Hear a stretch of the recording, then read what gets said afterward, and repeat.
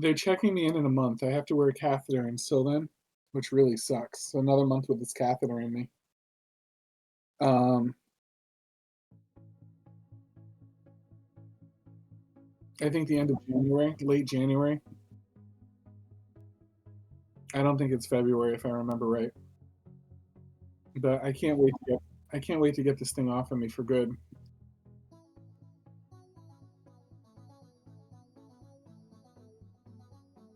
Um, well, it's on me too. It's strapped to my leg and stuff.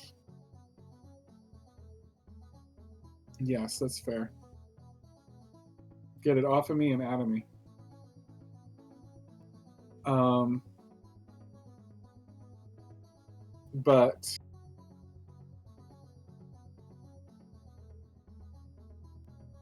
I don't know. So that they also found bladder stones that were like,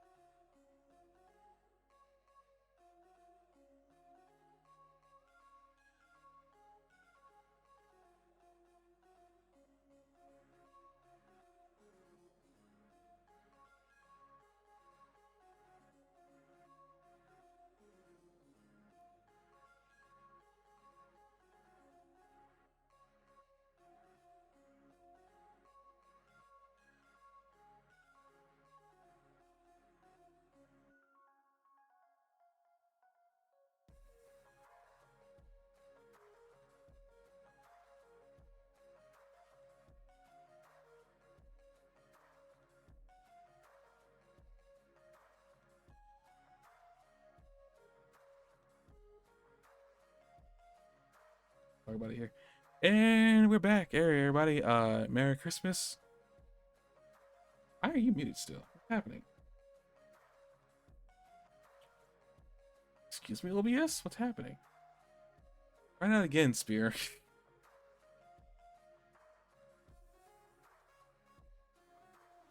Hello?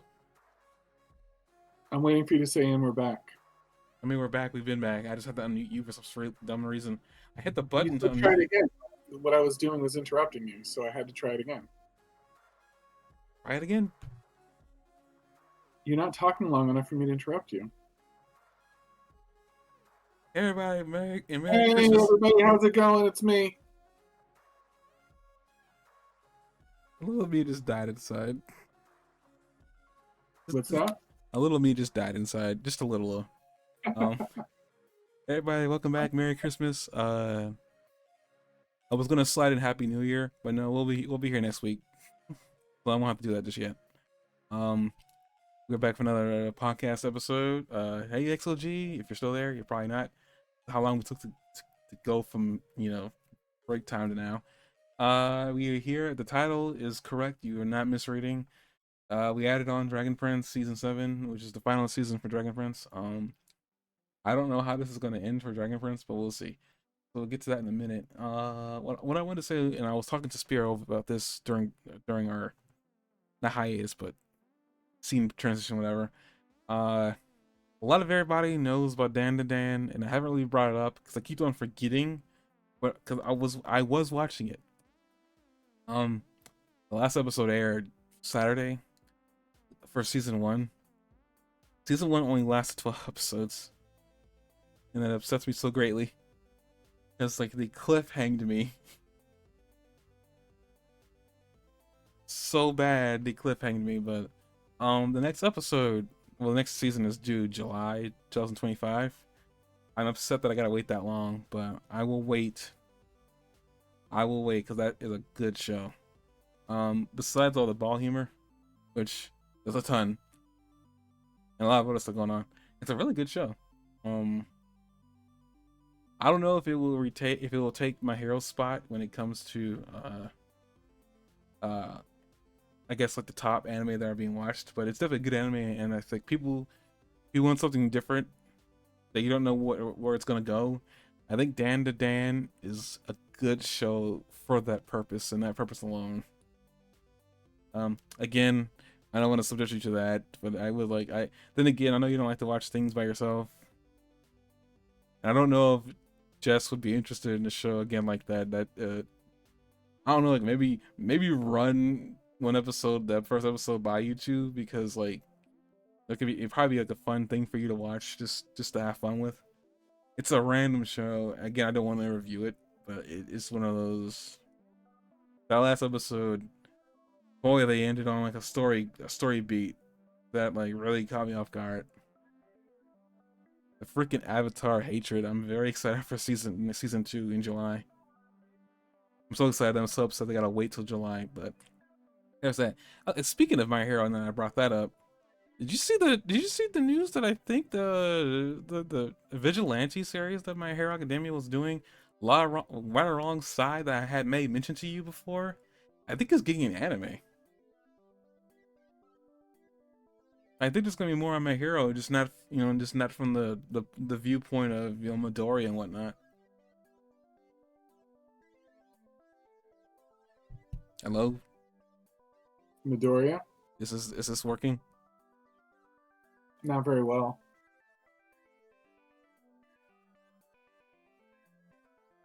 Am I cutting out? Can you say it again? There's another My Hero Academia, like, I guess like story-esque thing. I think Vigilante. I made mention of this to you before in passing. The Vigilante series that they were doing. I think that's getting an anime.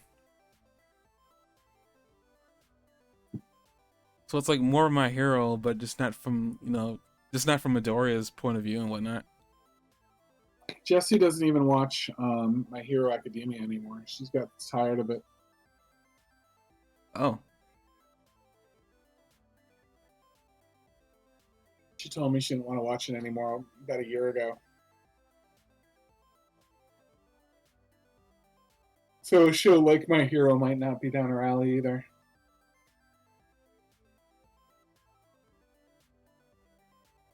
Well, I'm probably gonna, but then Madan probably won't, because I mean, as much as I make a big fuss about the fact of some of the stuff that I kind of did make mention, besides all that random nudity that they have that in that show, if you look past that and actually focus on the plot of that thing, it's actually really good.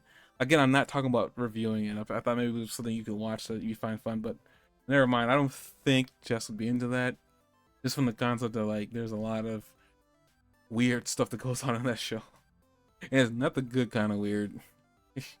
Well, I'm not gonna say the good kind of weird. It's like, it's not the kind of weird you could go around try to promote this show with. Because things you have to promote the show with is like, the main character lost his balls. I'm like, what? Yeah, that actually happened. You're on the Balls show again? Not the ball show. It's really a show about aliens and spirits. Apparently, they dropped a little bit of information. I don't know if it's in that about that show that's really weird. Um, Apparently, it might seem like the aliens can't invade Earth because of the spirits. Like somehow the yokai of Earth are protecting the Earth from getting invaded by aliens. But I thought it was kind of interesting. It kind of made it seem like the aliens and the spirits are in an active war against each other. Again, like a very weird take on something I would never expected them to include aliens and then have aliens be in like like be having direct contact with spirits. Uh, Running out of junk to actually review here, which is fine. I got no like. I hope Kenshin runs past another season. I have to see like what happens if they're done with season 2.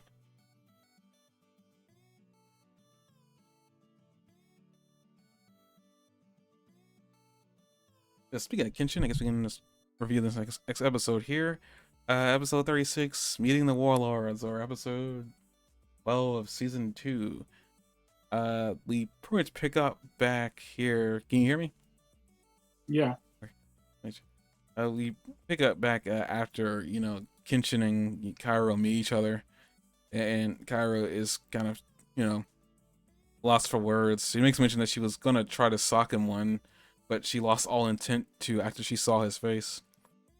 It was like, geez, like, oh, what? I guess that kind of makes sense. She was hooked up on like anger, and then when she finally met him, she was relieved. And then Prince Kenshin's master tells Kenshin to go grab him some water because they got guests and you're gonna bring these people in here. You're gonna fetch water for me. It's like, He really did it so he could talk to them. Well, I think it was like both. I think he really did need water. I think he really did need water though. I knew he needed water, but I don't think that was why he sent Kenshin at that specific moment to get it. I really want to talk to him, but it's like, I just like the reason that he gave Kenshin though. But he sends Kenshin off, and then he starts talking to Kyra, and he tells like tell them. He starts speaking to Yaiko, about like tell me the Kenshin that you know, because he's only known the Kenshin that he trained, and that was several years ago. And also the rumors about the Hitakari battle side that I'm pretty sure he's heard about too. But it's interesting that he was going to give the people that knew him a shot. Kenshin comes back, and I guess like this guy was shocked or happy to hear what Kenshin actually had been doing for those, I guess, 10+ years that he was gone. But it's interesting. I guess like this guy is very he seems he doesn't seem like at first very reasonable, but I guess you learn like he's very reasonable as you talk to him further. He's just kind of like a hermit and rather be left to his devices. Also, apparently he's 43. I guess Misao didn't realize that Kenshin looked younger than he actually was. I don't think him being 28, him looking like that, is too far-fetched.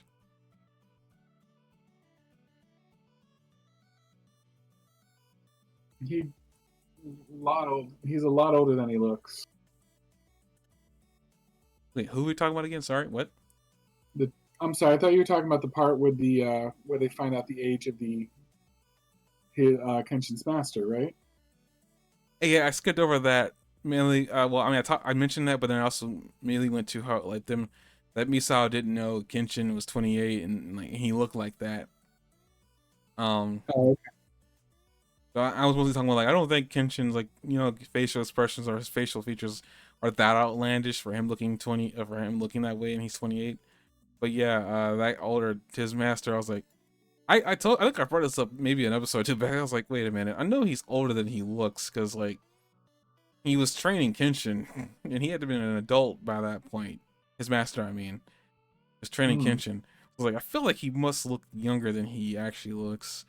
And they got confirmed that here. I feel like it has something to do with the hits and Mitsurugi technique. I had no idea. I had this strange suspicion that it has to. okay.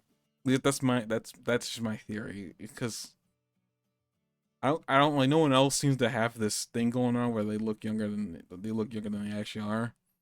And every other character seems to be shocked at their real age. Though I will have to sit there and say most of the time this trope, which is really what this is Didn't a they have a lot of like chatter about Megumi's age? who's Megumi? Are you talking about Fox Girl? No, I don't think. No, I think Everybody Megumi's had a 20. lot to say when they Megumi's found like out. 22. Yeah, or 24 or something. Yeah. I think she's 22. Hold up. I think she's a little bit closer to Sanosuke's age, possibly. Uh,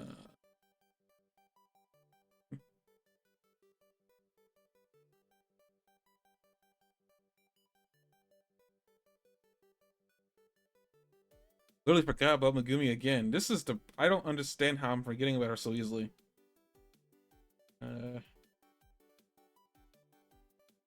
Oh, wait, I thought they gave her age or something. Not seeing it here.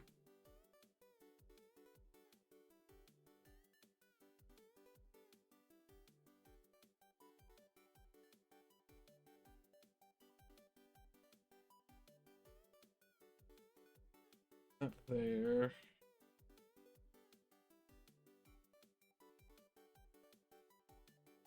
Here? 22, yes, she's 22. This is on the wiki. 22. Okay.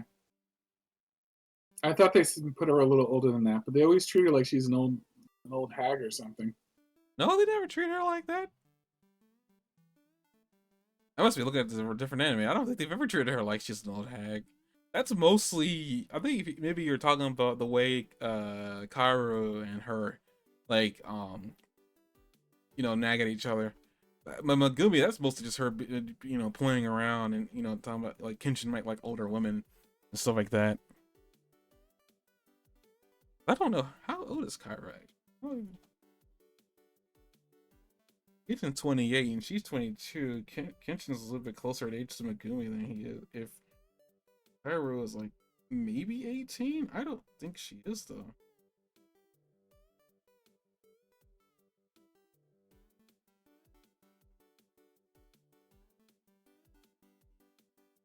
Oh wow, what in the world?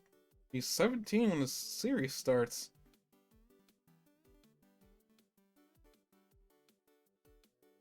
Yeah, see, she's not old.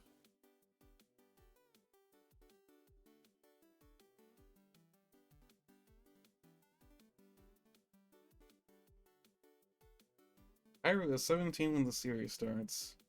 A year has passed, so Kairo's got to be at least 18 now. So her birthday would have fallen at some point during it.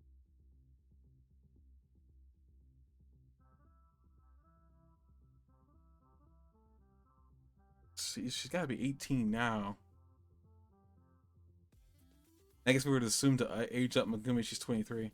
But again, Megumi just like I think with those two, and this is the trope that I've seen that they don't really use a lot nowadays in modern anime, where a slightly older woman, like older woman, will like if she has interest in a dude that she can tell that another woman has interest in, and the girl's been there longer, but she just kind of showed up. So she'll usually go like, he might like more mature women than that little kid. That whole thing. That was just more of a teasing, nagging thing. Like I would say like a teasing older sister kind. Like you're not mature enough for him or something like that. That's mostly from her towards Cairo, and then Cairo calling. If the words "old hag" did pass by, that was mostly again when you're looking at somebody older than you. They are ancient anyway. So, but again, they're not that different in age. Yeah, but Kenshin's like 28. Dang, he's closer to aging to Megumi than Cairo. That is interesting.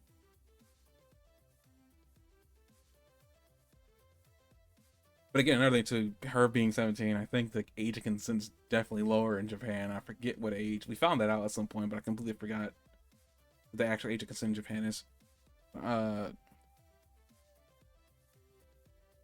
was on a thought process before he got into the age thing, and I completely lost track of it getting to the age thing. My life. Oh yeah, that's just coming off of like Kenshin's master being younger looking. Also, I wanted to say, the whole thing, looking younger than you actually look. I swear that's more common with older women. Like I mean, like women that are in their 60s who look like they're in their 20s or 30s or whatever. And that comes with a lot of surgery and makeup, I imagine. No, usually that happens in anime and they never explain it sometimes. A woman that's in their 60s that looks like they're 20. In the anime, like I mean, they could easily maybe not 20, maybe 30, maybe 29, 20, like, but they're definitely younger looking than they should. And like it's one of those things. It's just one of those. It's in certain animes they like to do that. Sometimes it's just what it is. I think Bulma from like not Bulma, Bulma's mother in Dragon Ball is a good example of this.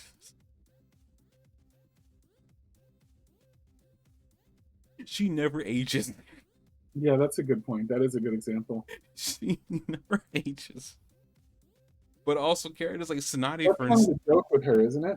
I don't think it's a joke in Z. I think it's a joke in Abridged. Because I don't think they ever bring it up. No, did they bring it up one time? No, maybe they did bring it up one time. Because maybe Bulma addressed it. I don't even know. I don't remember. It's funny because Bulma ages, but her mother don't.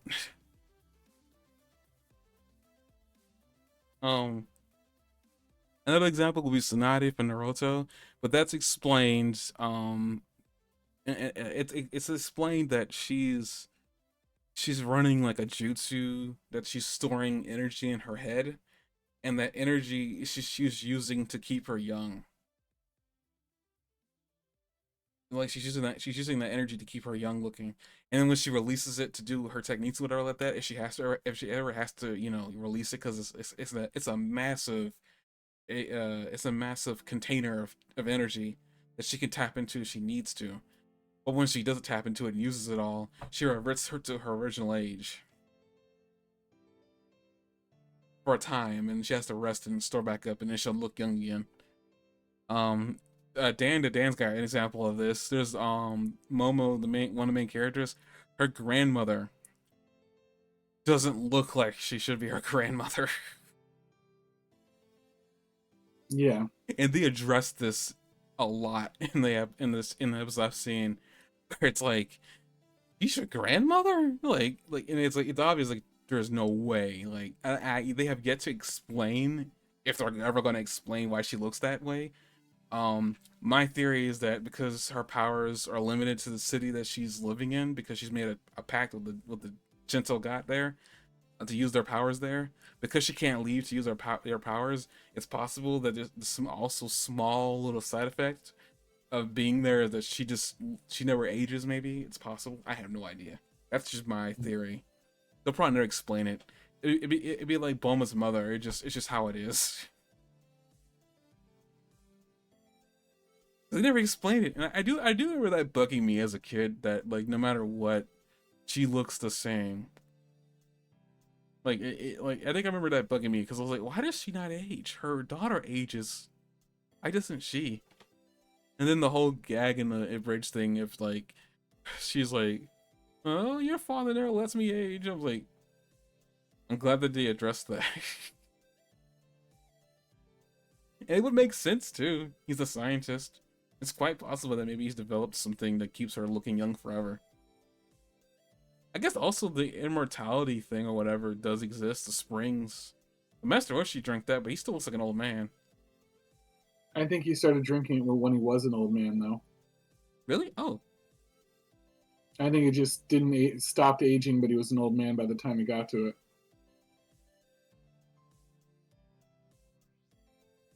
Hitori Taro. If he used that, I want my royalties.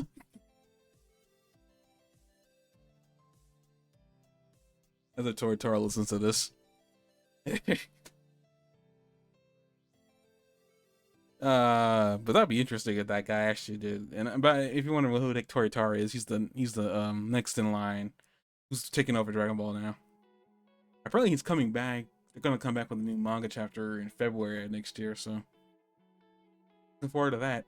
As for the anime, they don't make mention of it. Anyway, anyway. I suspected they're gonna animate more. I have no idea. But let's see here. But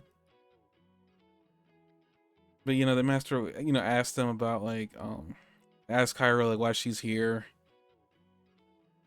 She makes mention like she doesn't really know why. She just wanted to come and see him. It makes sense because I mean he did leave her in the rain. Yeah, don't make mention of that, but he does like leave her at the dojo in the rain.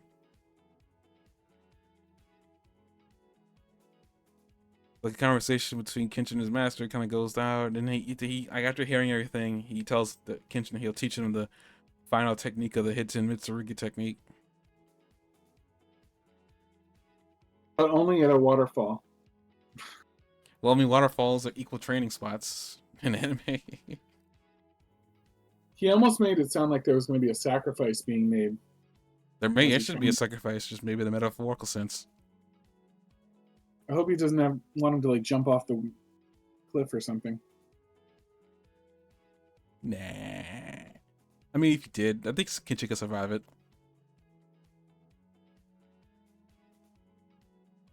As if surviving anything has anything to do with the technique, but I had no idea. He teaches him. He'll teach him the Hiten Mitsurugi final secret. They make this secret like seem like the end all be all to how the the sword plays out.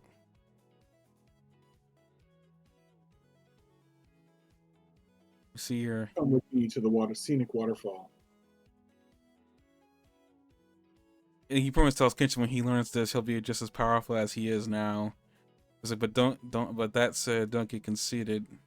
That's interesting that Kenshin sort of acknowledges that he's not as powerful as him. Like he has no objection to that. He seems like he believes it. Yeah, that's true. He's still more powerful than him. Well, I mean, Kenshin did leave before learning the final technique. He wanted to learn it, but his master wasn't gonna teach him. But we haven't met anybody like that can keep up with Kenshin until now. We've met people that can keep up with him, but not that they were as better, you know. Yeah, but I guess that kind of speaks to how dangerous Shishio is. That Kenshin is literally going back to his master to learn something to help him fight Shishio.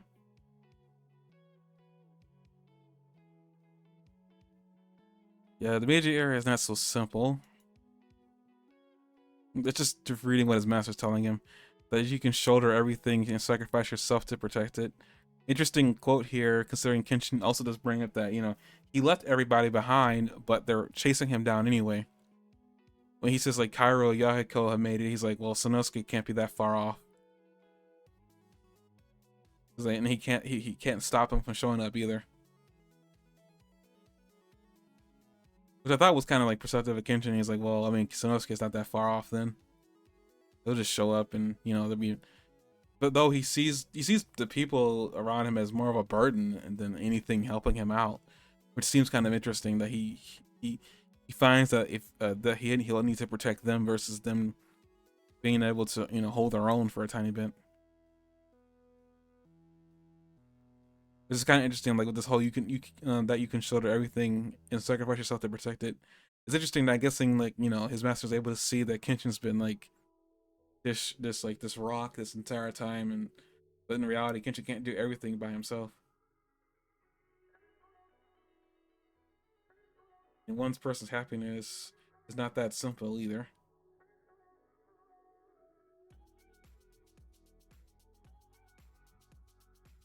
You He's suck. trying to give him good advice about the enormity of what he's expecting to take on and how he might not be able to do it.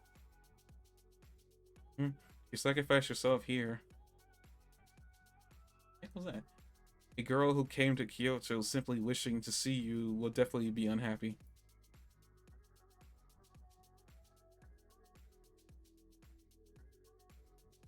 This is kind of, he's using Cairo as like a reason for Kenshin to do this and to stay alive while doing it.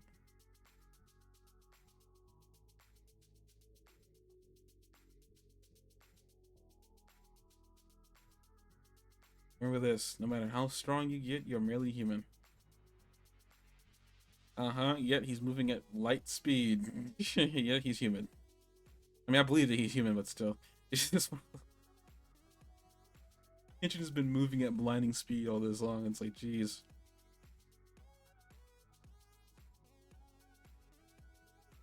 There is no need for you to become a Buddha or a god. There's also interesting wording too. I just noticed that Kenshin's master's sword doesn't have a hilt on it. I mean, not a hilt, but a sword guard.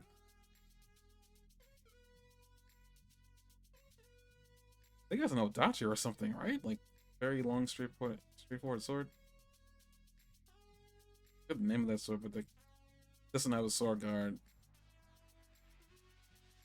And they I don't know the name of that sword. I don't know the name of that sword. I would need to look up. I don't know like how you describe that sword to find out. And they begin their training, and I think that's where they cut off, and we never see them again in the first episode. Oh no, wait, real quick. Pretty much now we see Cairo and everybody heading back to town, and then Yahiko lets slip that they know Ayoshi, and it causes Misao to get really happy that they like she probably gets information from them. But also Yahiko kind of like thinks that she's like on his side and turns his bamboo sword to her.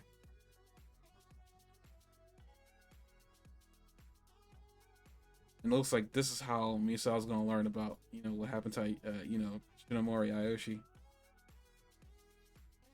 Which this was I was not expecting her how she found out. I don't know why I thought she never finds out, but I guess this is how she finds out. She's telling her like you may not like the answer. And I didn't realize this too, but Cairo wasn't there at all during like the Oniwaban thing that happened. The Kenshin went over. Kenshin did all that to save Megumi. She says she doesn't know that guy, but I thought she was around at least once when he visited the dojo.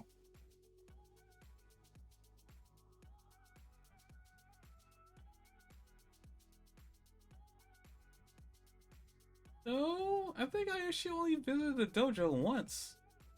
And I thought she was there when he did. Huh? I thought she was there when he did. Oh, because Ayoshi was in the dojo when Megumi went over there to look after it. That's when he showed up. Oh, okay. You could be right that maybe there was a point that they did meet. Maybe she doesn't remember. She couldn't gauge how personal he was. Yeah.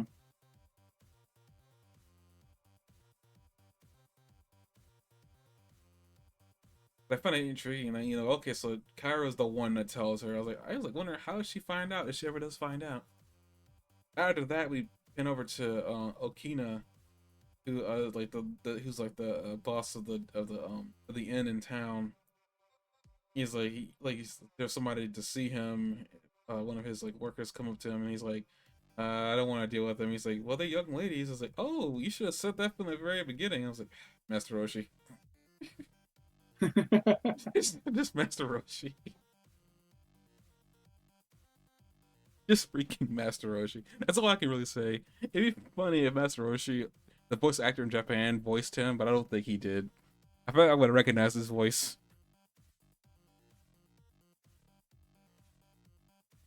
But he goes to meet the girls, and he gets a letter from Ayushi Shinomori himself to meet him someplace to have a chat.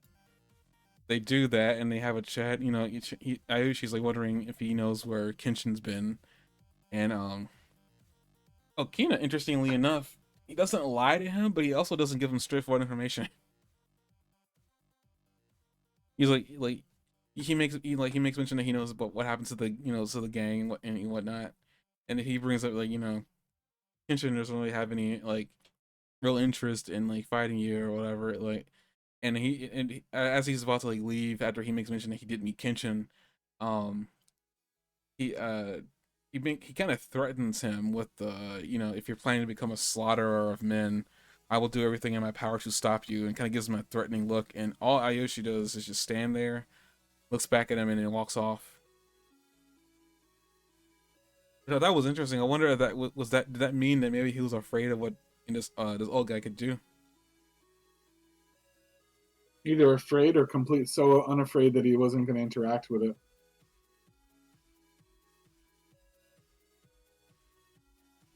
Yeah, I mean, probably the latter, what you said about him. Maybe he just wasn't bothered by it, so he wasn't going to interact with it.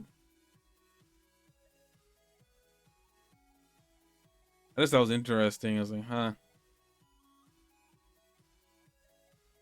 I don't think there's anybody that scares him, and that's one of those things I was kind of curious about.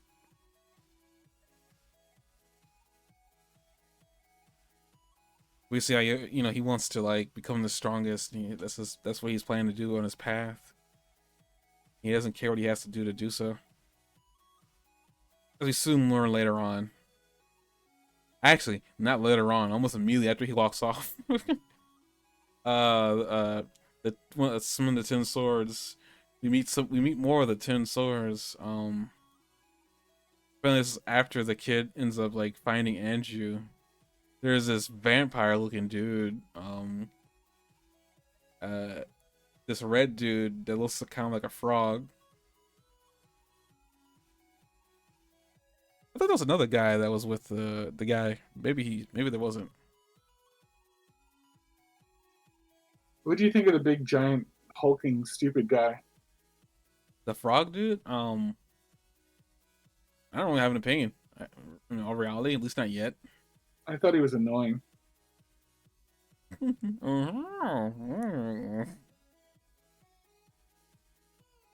He just got on my nerves for some reason. It's like a character. He's a big character with bright red skin. What's wrong with that? I don't know. It just reflexively bothered me. I don't know if there's something deeper about my life that I don't know. But I'm mad that you're something obviously reflects upon me from this character. I don't know. I mean, sometimes maybe a character can do that. I don't know. I don't know what that character says about you. If it says anything. I don't think it really says anything. He's just a big character who literally reminds me of a frog because the way he stands. It's like an image of where he's standing and he is sitting like a frog. It's not even like a two-handed comment of no, he is sitting like a frog. I don't understand why. It could just be his size or whatever, but it wasn't natural. mm. But then the guy's hey, come on, meet Shisho with me, will you? And he he at first didn't says no, but then he's like, well, if I get information about Kenshin, I will say that grin is there's a lot of teeth.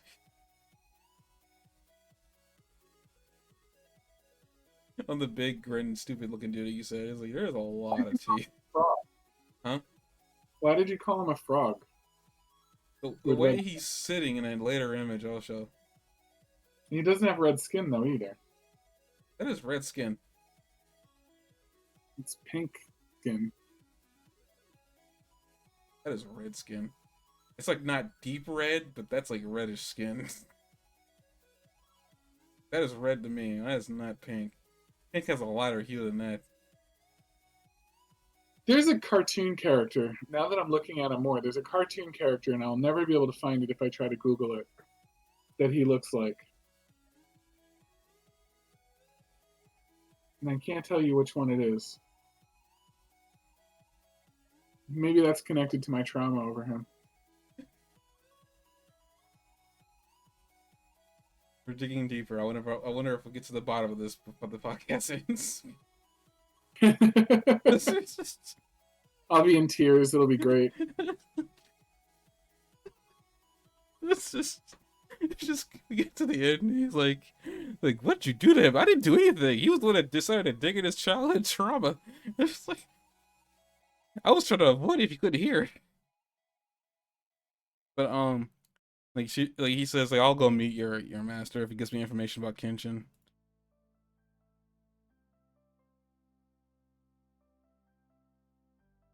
We transfer over to the training, I think, training cave, and his concubine is like I don't know where he's at, like check in the dojo area.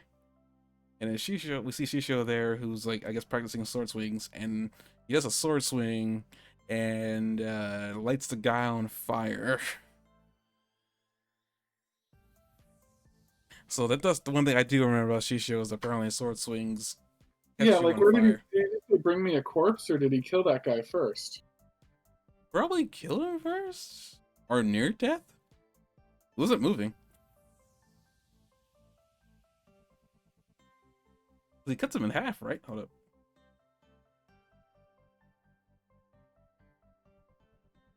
Really quick. He's bleeding.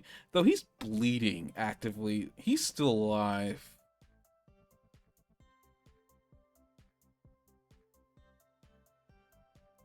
Because once you die, your blood just kind of stops after it pulls out enough. I think the blood will plug up the hole. Cuts him in pieces right there.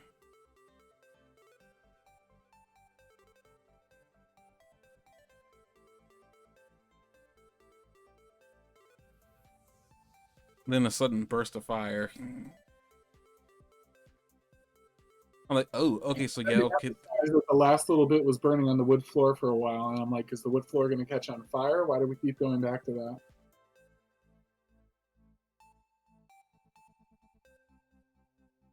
I think I remember something about the flame bit, but I don't exactly remember, so I'm not gonna say it as I'm slowly turning into Mickey Mouse. Oh! Okay, I'm back. After that, like, his second in command or whatever, like, trying to go find him. And he lets him know about, I guess, what they've current events going on outside. I don't exactly remember what he tells him. Oh no, he tells him that, the tin swords are finally all gathered. Let's see if I can't find that image of this.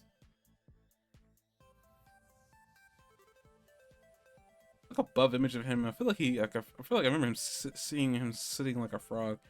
Maybe I assumed from like how big this guy was and how much screen or let's say he was sticking up.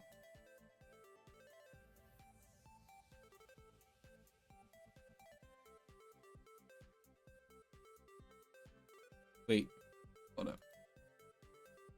At 1802. Okay. I guess it's more like a gorilla, but I mean, it's still animal-like. The guy on the right? Yeah, the pinkish guy you're talking about earlier. His knees are bent, his hands are touching the ground. Yeah, I don't see frog. I say frog, probably more gorilla, but whatever.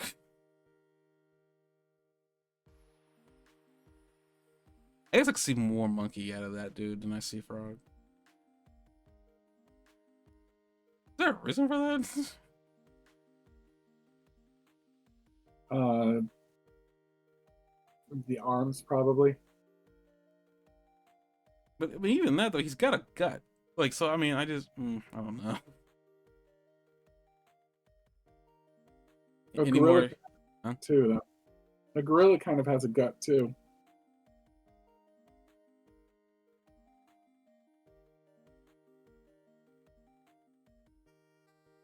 I'm expecting that guy to move quick.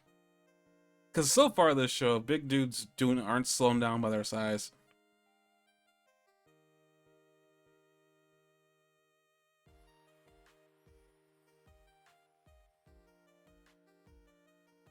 After Shishio has this like conversation with Shishio, he says like I'm not Shishio has this conversation with Ayoshi. He's like, I don't intend for you to work underneath me. People like you kind of cause groups to come apart at the seams from inside.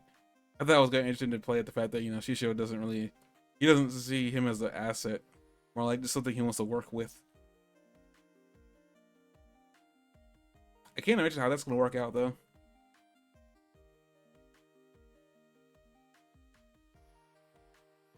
They have their conversation, and we come right back because he's like Shishio makes mention like we can like torture that old dude you were talking with earlier to get information. And for whatever reason, Ayoshi kind of sits there and I guess thinks about it for a few seconds and then says, "Whatever, I don't care." I'm just like, is this a trap? Does he know something, or does he just care more about his friends that died and he wants to get revenge? Anybody that gets in his way just is like just fodder to him. Essentially, like the next episode is going to be, I guess the plan is set in place to go and torture the old man for information on him or Batosai. That's pretty much where the episode ends. And they just casually throw that in. Let's torture one or two people. I wonder if the old man's going to die. Kind of has me wondering. I could see it possible. I mean, like, He's not afraid to get himself into tough situations. this is kind of like playing into this whole idea that he thinks he may have made a poor decision making him the leader.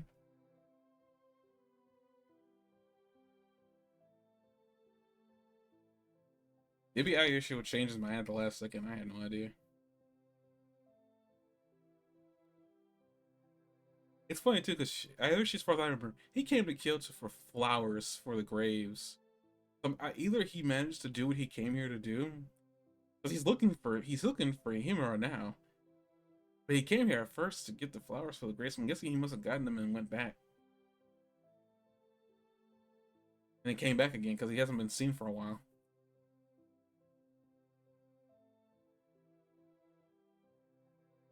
But yeah, it's an interesting episode. I can't wait for what shenanigans play out next week. So far, I've been liking season 2.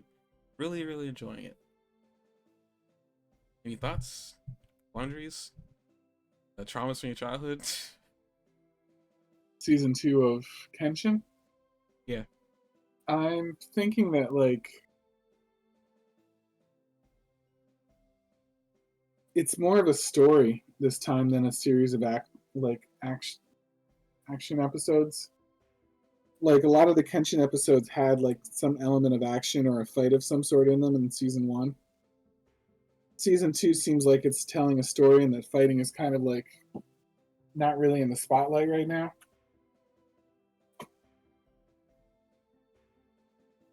So it's got a different feel. It's like a different series. It's also like very logically put together. So I haven't felt like I've had as much to say about things where like there's nothing to pick on, or like ask questions about. There's less of a focus on like history and like the history of Japan. Like they don't bring up as many things. So it's like it feels very much like a sort of a different series to me.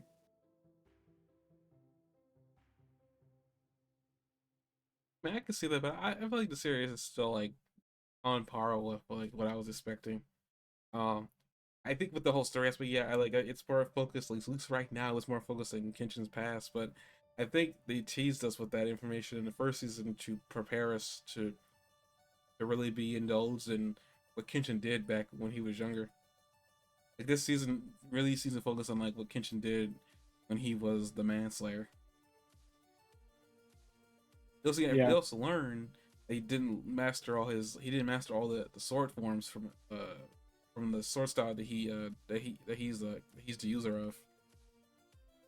Which also probably explain why he never wanted to teach it to Yahiko, because he didn't know everything, so there was no reason to try to teach it to anybody. No, that's not really the main reason why he doesn't want to. He just want to pass on a killing blade, but you can also add on that he didn't know all the sword forms beforehand anyway.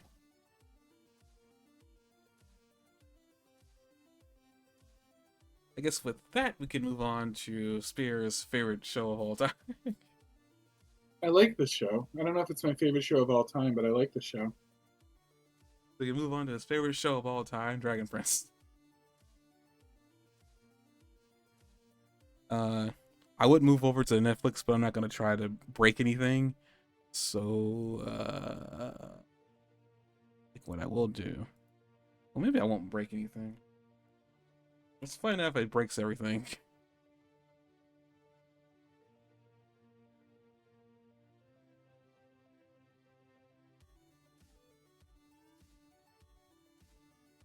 Yes. Stop that. Thank you.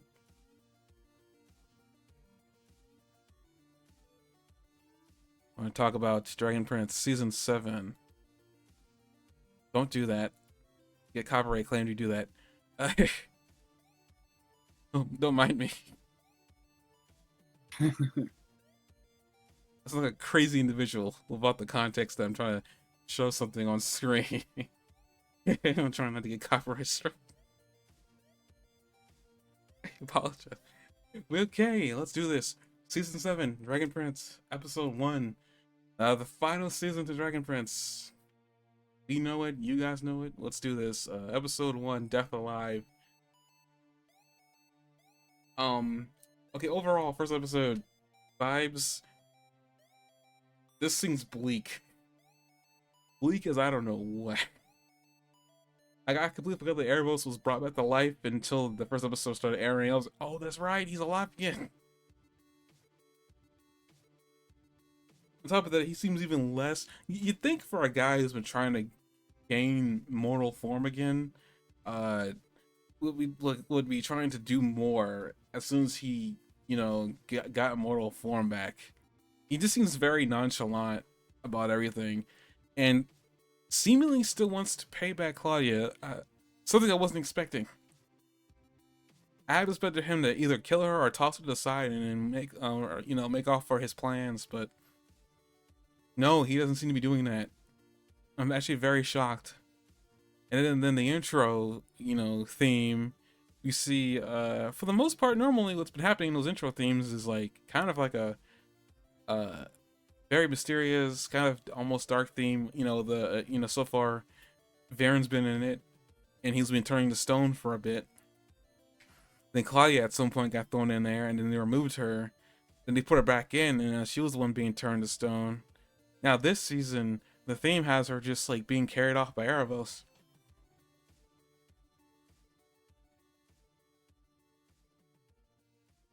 It's very interesting. I don't know what's going to happen. First episode is like still throwing themes of mysteriousness, in and out and about. Let me really quick. Good. What do you think Arvos' plan is for Claudia to create the moon orb? And well, they did make mention those like celestial elves said that Erebos is trying to. Well, they said the Dark One is trying to release all the dead souls back into the mortal realm. Maybe trying to get the moon gem is a part of that whole plan, and he's still using her. Yeah. Like maybe he's still gonna try to help her get Varen out. And maybe Varen's death was all part of his ultimate plan.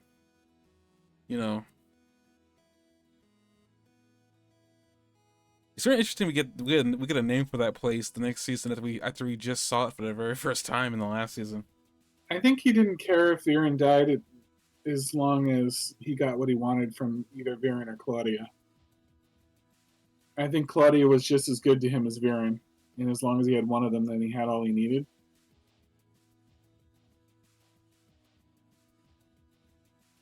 But here's the thing, though. Like, what reason would he have to tell her to go after the in-between if Baron wasn't dead already in it, if that wasn't a part of his plan? But because he wants her to make that moon sphere. What do they call it? The moon. A moon gem or something. But here's the thing. The only reason why she would even do that now is to get her father out. Well, if he wasn't in there, then how would he get her to do that? There's no way for him to get her to do that.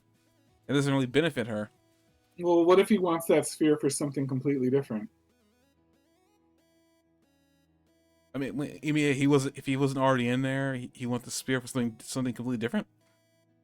What if he wants the sphere and he's going to use it for something completely different, like getting revenge on the Star Elves that punished his daughter? I mean, that would make sense. Let her take all the risk and sacrifice everything. But I don't know how he would get Claudia to do that without her doing something without her needing, without like there being a catalyst for Claudia to do that. Because Claudia's already fulfilled her her promise to Erebos, which is to bring him back into normal being. She's done that. She doesn't have to do anything if Varen wasn't already dead and sitting in the in-between. Now that's only theory. He only mentioned it's possible he's in there. So possibly what the theory, the situation I'm talking about right now is actually happening, and he's just lying to her about that, which is quite possible. I'm not gonna throw that out as like that's not a possibility. I'm just saying that in theory, like without Varen in there, how would he convince her to do that? Because like the only reason why she's doing it is to get her father out. Even with that tricking being in play, she's only doing it because she has the idea that she's getting her father out of the in-between. Yeah.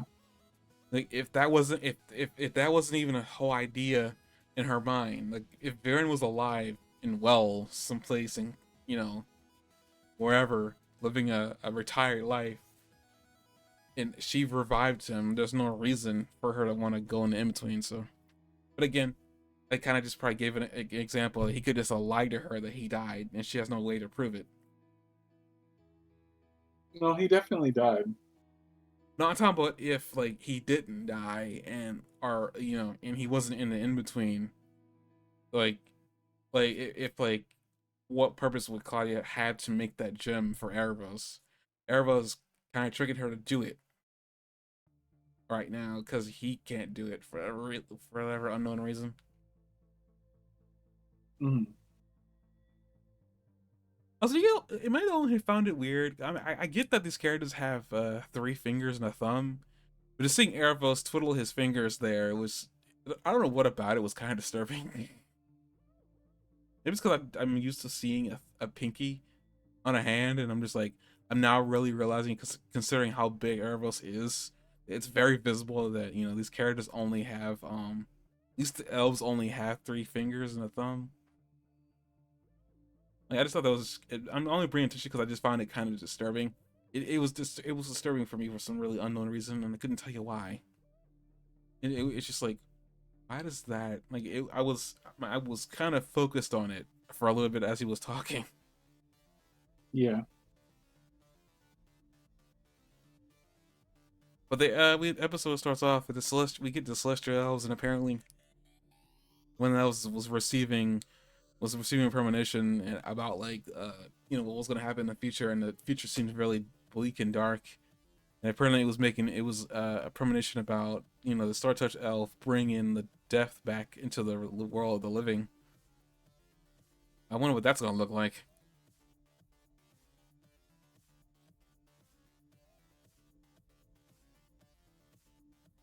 The Erebos bringing what to the world of the living? All the dead souls. Where did you get that? That was a premonition. That he was gonna. I believe the elder elf said that. Like he made like our like the guy who got the premonition told the elder elf that, and that's what they brought back, and that was and that was what was said back was like he was bringing the souls back. That sounds like something he'd do with the moon orb, right? I mean, yeah, I'm not saying that's not what he's trying to do. I'm just saying that like if basically if Erebos was not in play as the main reason why Claudia was making that orb in the first place, I'm removing Erebos' intention because we all know Erebos is evil, but like he's tricking Claudia right now at this very moment because her father's dead. That's the only reason why she would make that orb. If he wasn't dead, or if he wasn't in the world of the in between, Claudia wouldn't have any real reason to make that orb. I don't know how he would trick her to get her to make that orb if that was not the case. Without the threat of her father being in the in between and suffering there, he would not have any reason to make that orb for him. I don't know if I'm getting my point across. I'm probably not. I'm just gonna leave it be. I don't think I can. I don't think I can explain my point because I'm confusing myself in the process. Uh, yeah, I believe that's the reason why it sounds like he's trying to get the moon orb to do something because he makes mention of the poll that we saw last season where Rayla went in there to get her uncle, brother, fought her family back out of the pool.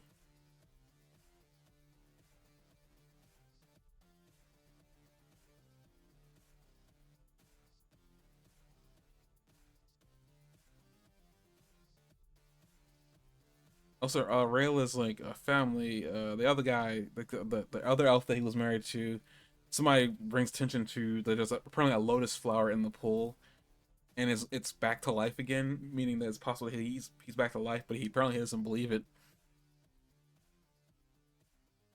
which is kind of sad that he doesn't believe what his husband could still be alive, which I guess is understandable. I mean, they've been dead for this long.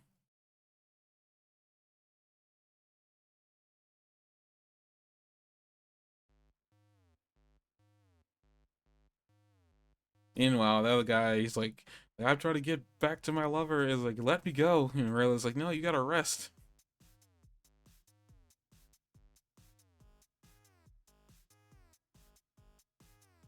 Yeah. Good thing he rushed right over to the castle to get arrested.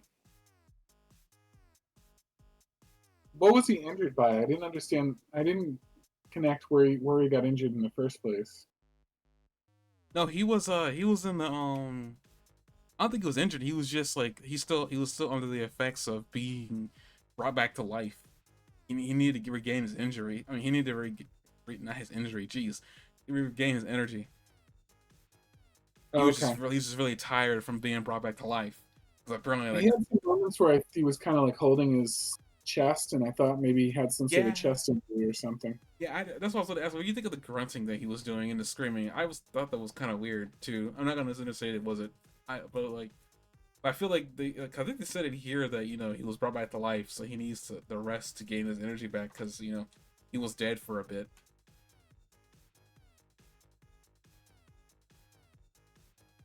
After that, we come back with Rayla telling Callum that you should go back to Katalis to see what's going on because he saw the smoke last season, and then Rayla and then Callum's like, I don't want you to go off to go back home without me, and then she's like, you're stuck with me. I thought that was sweet, saying that she's not going anywhere, like she'll be with him for a long time. I thought that was sweet. I mean, they have like a lot of scenes with them kissing, which I thought was kind of sweet too. They were really afraid of having those two kiss for a while, and then all of a sudden they're like, okay, one kiss, now the floodgates are open. Let's have a make out session. Not really, but yeah, she assures Colin that she'll come after him to look for him before she goes home. Again, Yeah. didn't work because they go to Katalis and he gets arrested right away. Get to the moment where how much the grunting I'm groaning about right now. The kiss, he flies away.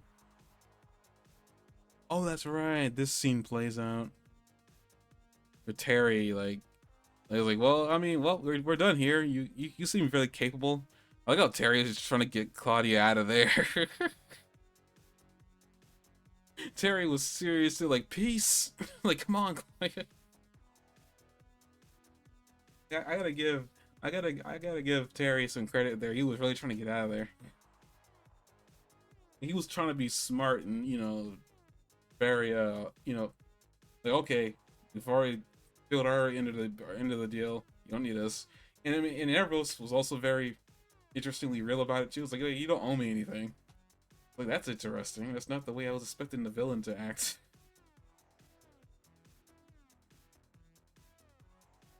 I guess maybe he acted that way because he knew that he had Claudia by the neck or whatever. Yeah, I think he doesn't saying she doesn't owe him anything because he knows she's already basically a servant.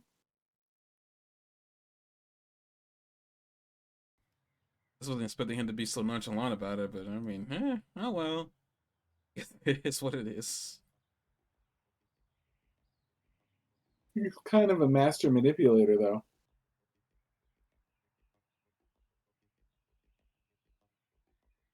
Wouldn't you say? I mean, yeah, he's manipulated everything up in the first book. And yeah. So I think he's just comfortable like being a master manipulator. I find it interesting that as he's talking about, he's like, "You don't owe me anything, but I owe you, Claudia, my eternal gratitude." As he's doing this, he's like floating the staffs around in his hand, and he switches like the orb of power into the staff that Claudia has.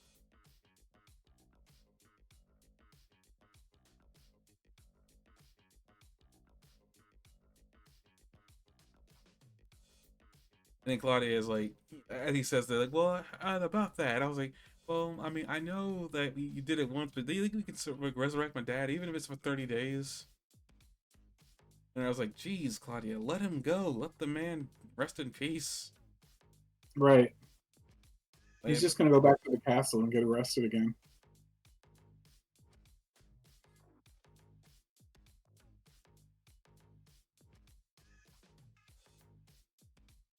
hate that you're right. I'm back. All right, bye. I'm leaving you again, Claudia. Hope you get so traumatized you leave Terry again. I don't think she ever left Harry. No, I know what you're talking about, but I don't think that was her leaving him because she came right back. She came right back. She left him. She tried to leave him though. I think I know what the movie you're talking about, but it's just like I don't. I guess she was really emotionally vulnerable at that time too. So, like, can we just bring it back even if it's just for 30 days? He says like we can't because like well, this is what he says. He starts off saying that no, we can't because when we did that before, his body was preserved. We can't do that. But he could be in the in between, and we can get him from there. Because the next thing he dangles in front of her, I'm like, dang it. And then Terry gets really offended here for her. He's like, why are you getting her hopes up for? This is like when it's like, wow, Terry's stepping up and actually asking the right questions. I mean, it's not much stepping up, it's more like asking the right questions about what's going on here. Like, he needs to grieve. I think I find it interesting that Terry, up to this point, had really not tried to stand up to Erebos, and this moment here is the moment he decides to try to stand up to him. Yet Erebos doesn't seem really all that mad, just answering questions.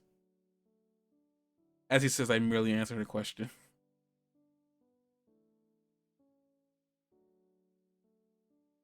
But he didn't merely answer the question. He's manipulating her. By answering the question. Yes.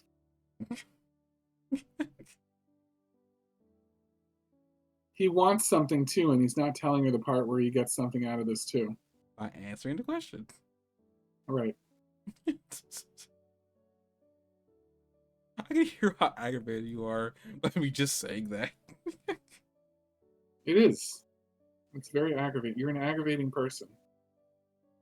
You're an instigator. I'm not instigating anything. I'm just telling you what's happening.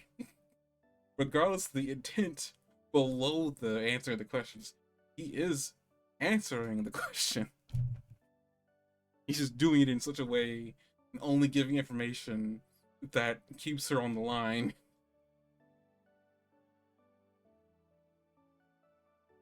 I'm surprised he hasn't tried to kick Harry off, somewhere in the deep abyss of the water. I'm surprised he hasn't. It's clear that Erebos can do that. He can definitely get rid of Terry, but he hasn't tried to.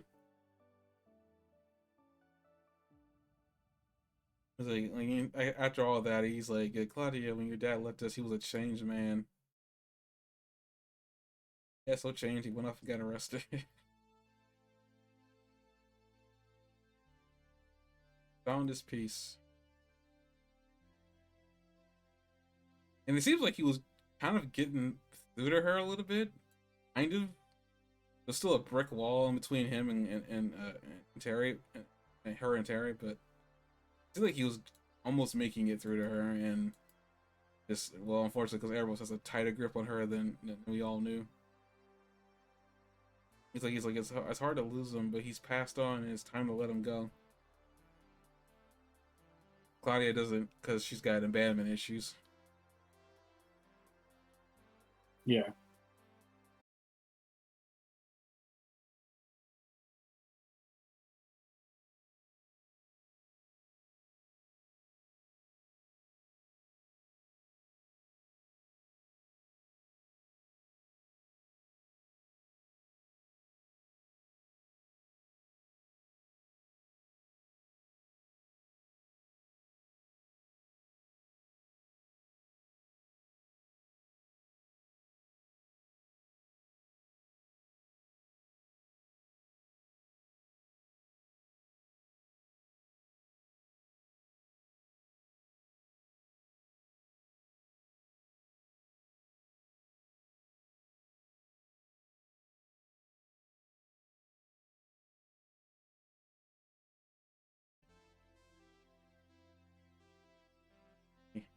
And it claims that OBS literally claims they can't find my channel, or it can't use the stream. It can't find the stream key, which none of that changes.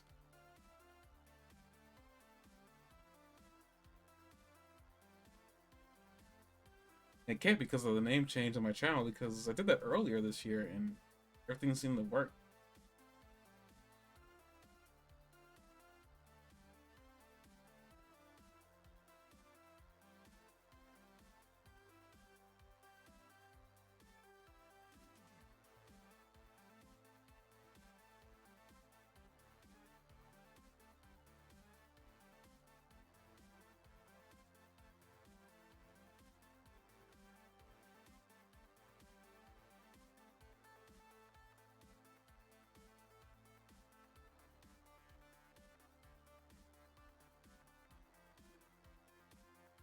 Ah.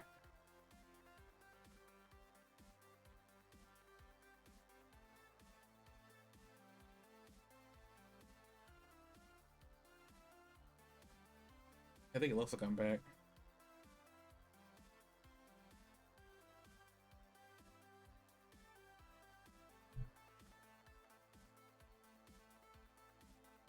There, Spear? I'm here. Huh. I don't know what happened there. I really have to figure out what's causing that, and I don't know why I love it. It looks like the stream is down on my side. Let me check. I just refreshed the screen. Now I have to wait for the ads. Looks like for me, we'll go.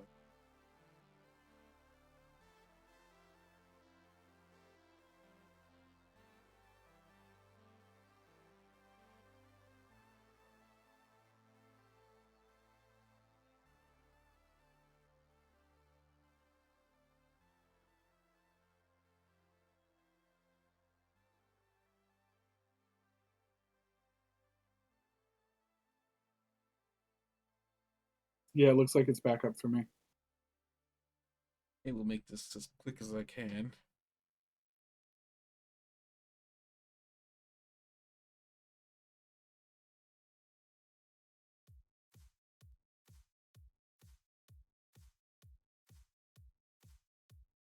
So let's carry.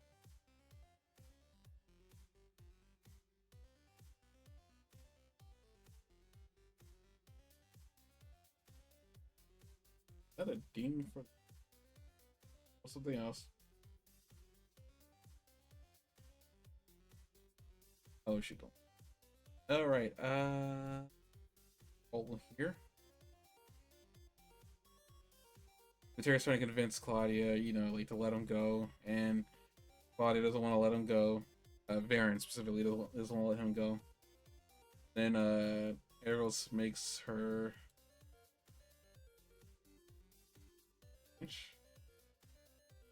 Huh. There used to be subtitles. I was just looking at. Oh, never mind.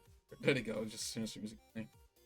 And it apparently gives her the staff back that she was using before. Then we switch back to Callum flying into Catalyst, which is now completely demolished.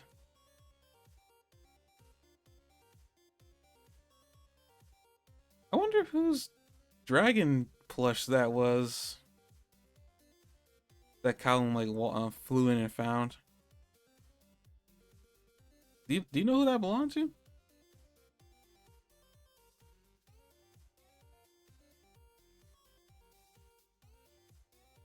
Excuse me? I'm talking to you. And I'm saying, excuse me? The dragon plush that Callum flew in and Oh, found. yeah, I've been wondering where that came from. I feel like I should remember it from somewhere, but I don't remember it at all. Do you? No, I think it could be Zim. I mean, not Zim, but Ezra's, because it looks like Zim, kind of.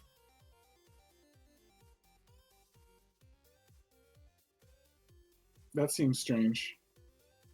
But he would have a plush. No, not that he would have a plush that like they wouldn't have like given it to Ezra later on or anything.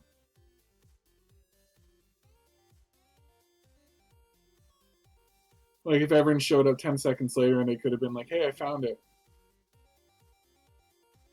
I guess that's true. And then Callum is taking all this destruction in, and he falls to his knees and starts crying.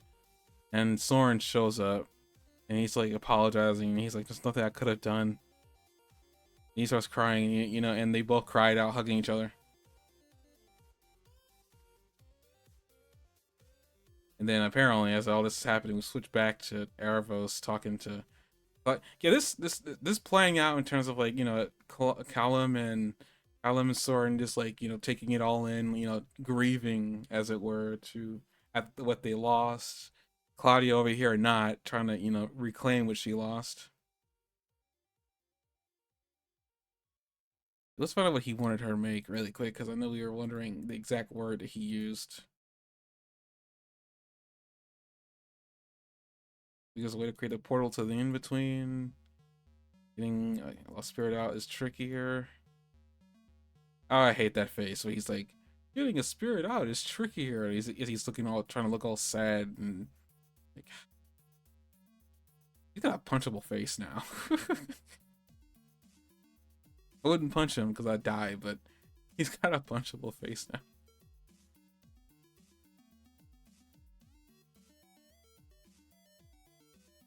Yeah, that whole manipulative, tricky, trickster face there. A moon primal stone. That's what he said. He was trying to get. He needed like a moon primal stone.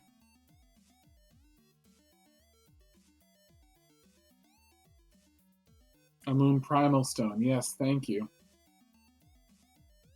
I don't know why I couldn't think of the term. They've been using it throughout the whole series. It was understandable. I mean, like they don't. They. I mean, even when they have used it, it's very rare when they've used it. For the most part, it's only ever been brought up during like story important times in the series.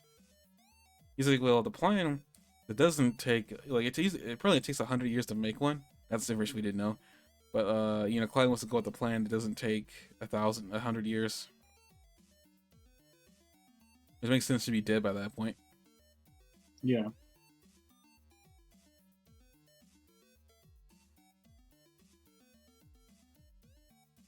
So how does like they gonna get one? I forget how they're planning.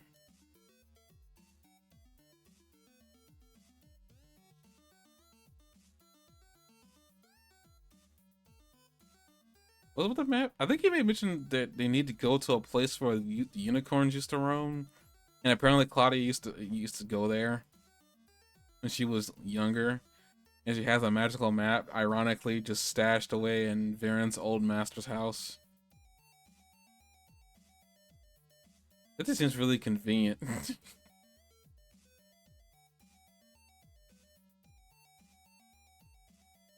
I wonder if unicorn means unicorn in this world.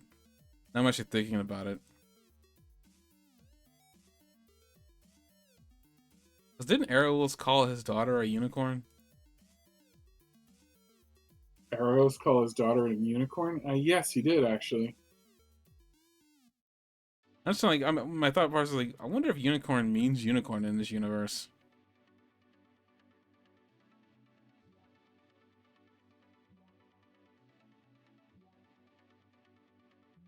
Well, obviously, it was a metaphor in that case. Yeah, that's true. Where unicorns once Where roamed. it was not an actual unicorn. I mean, yeah. Well, where unicorns roam, they need to go to a place where unicorns once roamed, the Garden of the Innocents. Which, wait a minute. Just got on something? I wonder how you get there. Do you have to be innocent? Because Claudia can't go back there.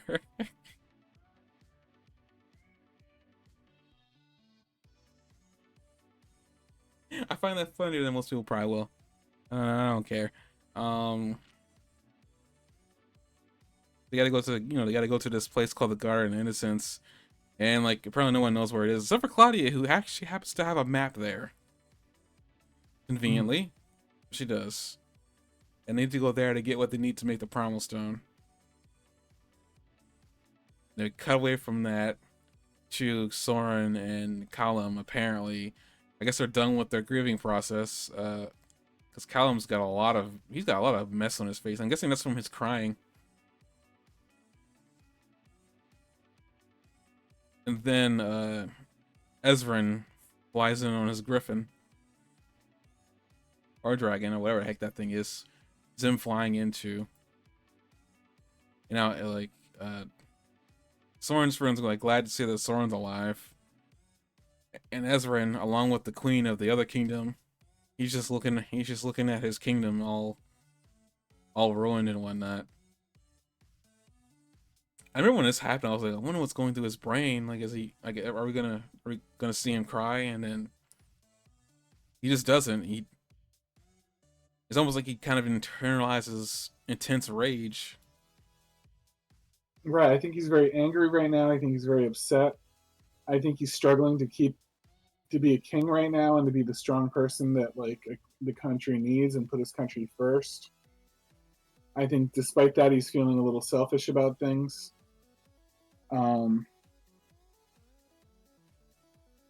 I think he's trying to be fair still, like when he goes and sits on the throne after Soren makes a joke and he goes, "No, you're right," and he goes and sits on the throne.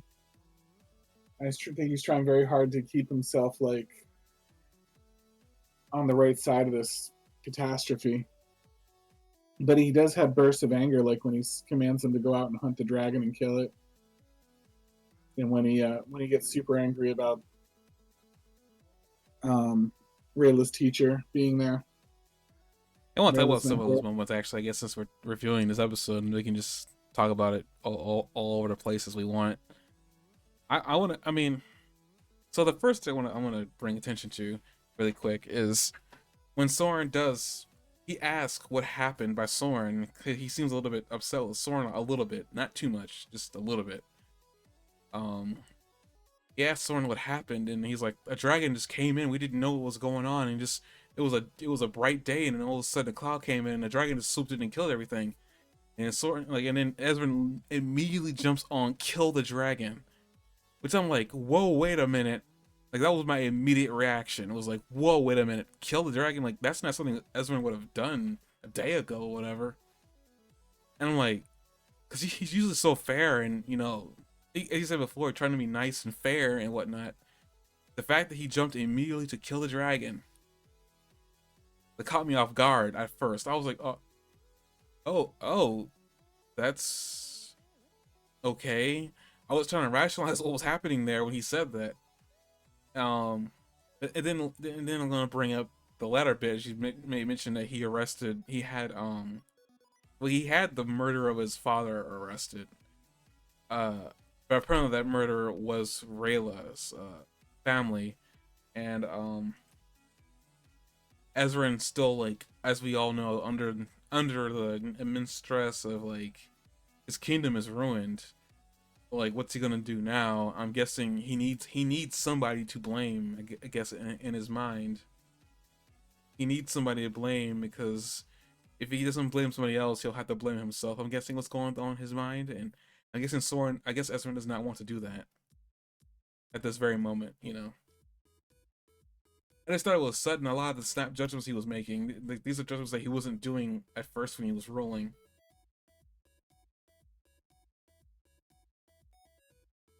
I mean, I don't even know. I think he may have mentioned he said that Ezra has cried before.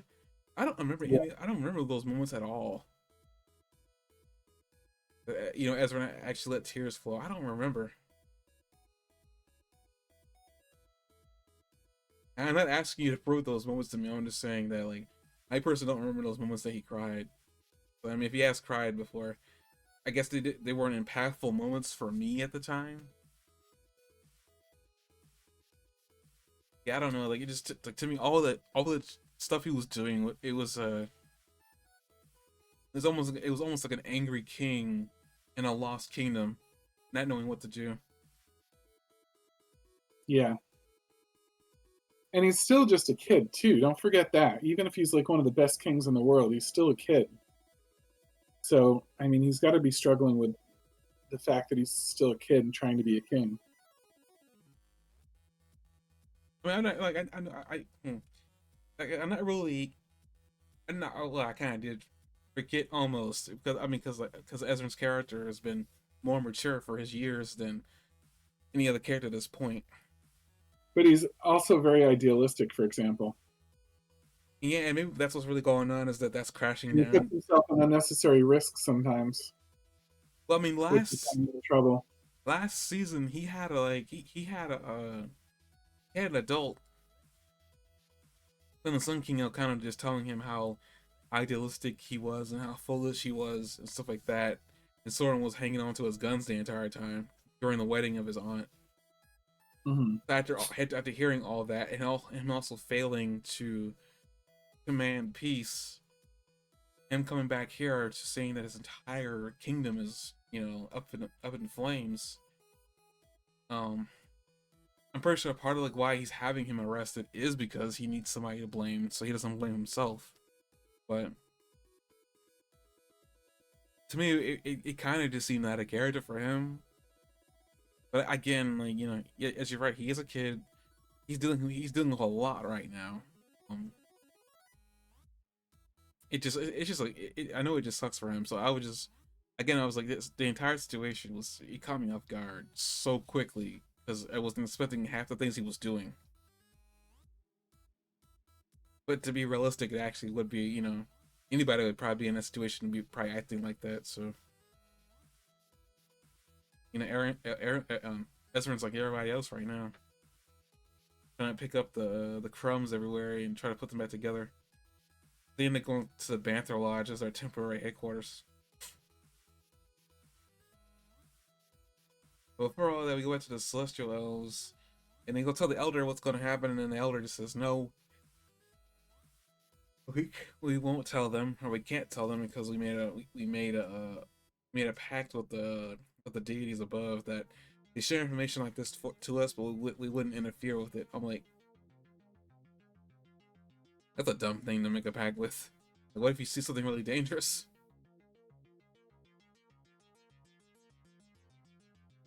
And then one of the girl elf, like the sister elf, was like, "I'm gonna go and do something about this." And right before she decides to go off and do something, her brother says, "I'm gonna tell you everything that I saw." Like I'm interested. I mean, like it. Probably as I kind of like her as a character, and I really wish that this was in the final season because I would like to see more of her. And the elf with the pink hair, well, pink, Yeah, brown, and white hair. triple color. I never really thought about that. The other elf has multiple colors too. I don't know if it. I mean, don't the other elves too? Hold up. Oh It must just be a trait of those no, they elves. don't. Oh, and it's just those two then? That's weird. That is strange. I don't think in this world they're like dyeing their hair.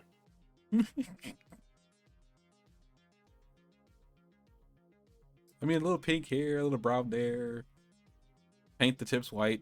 I mean, hey, just be festive. um, yeah, I didn't. Now you brought that up. That is actually really strange.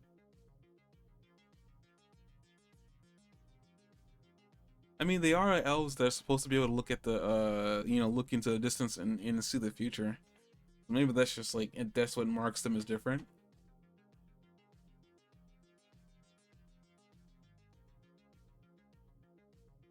Maybe. That Or is maybe it's not that odd. deep. Maybe they just want to draw them that way. I mean, that is true too. They could just want to make them different, so we could tell the difference between them.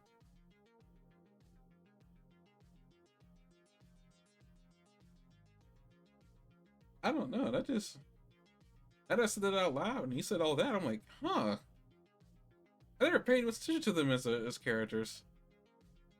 I thought they were just like a random characters that were probably gonna pop in every now and then. But again, I definitely like those two. I would like to see more of them. But knowing this is the final season, like only like 6 more episodes left. No, wait, that's 6. Actually, let me write that number 8. 8 more episodes left. I wonder how long was this episode, by the way?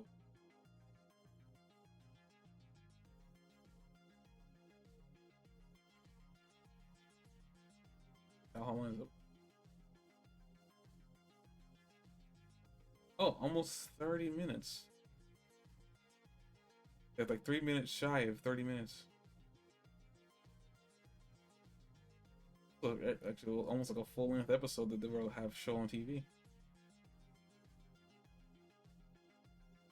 But yeah, she wants to go off and like warn them and everything like that, and she doesn't want to like just sit in the silence, which is interesting. That like I guess some of them are choosing to be different.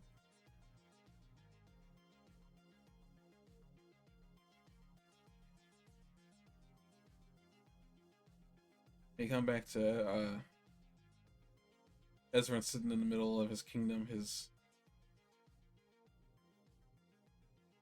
I can't imagine what this feels like. His mother and father are dead. Well, his mother died first, and then his father ends up dying in the very beginning of the series. I don't even think he really cried or showed much emotion when that happened. I think he just assumed the kingly duties immediately following that.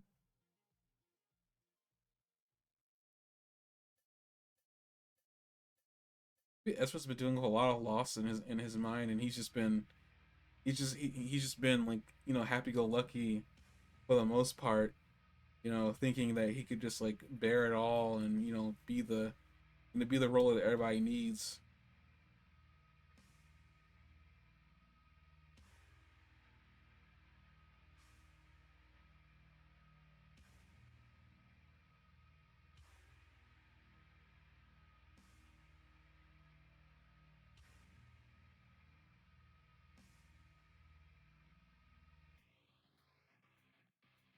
Right? So, so I'm just like listening to his music that I don't think I've ever heard in the playlist. I don't think we've ever been live long enough for me to hear this.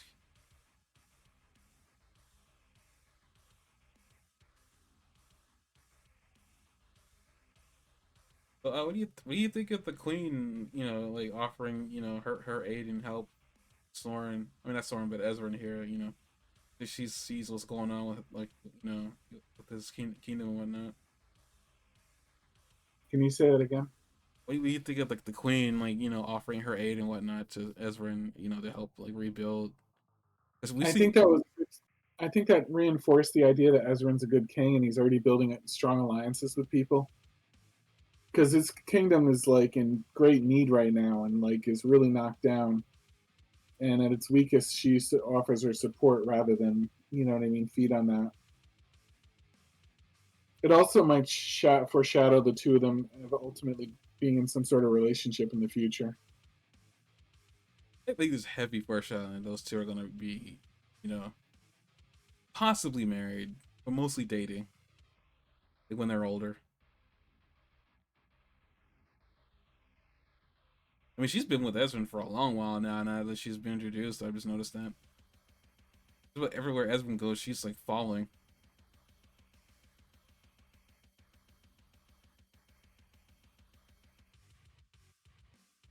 I don't really have much to say towards like this scene with Ezra and dealing with everything. You can just see they're right here. This face. I mean, this is like mid. This is like a mid face. Hold up.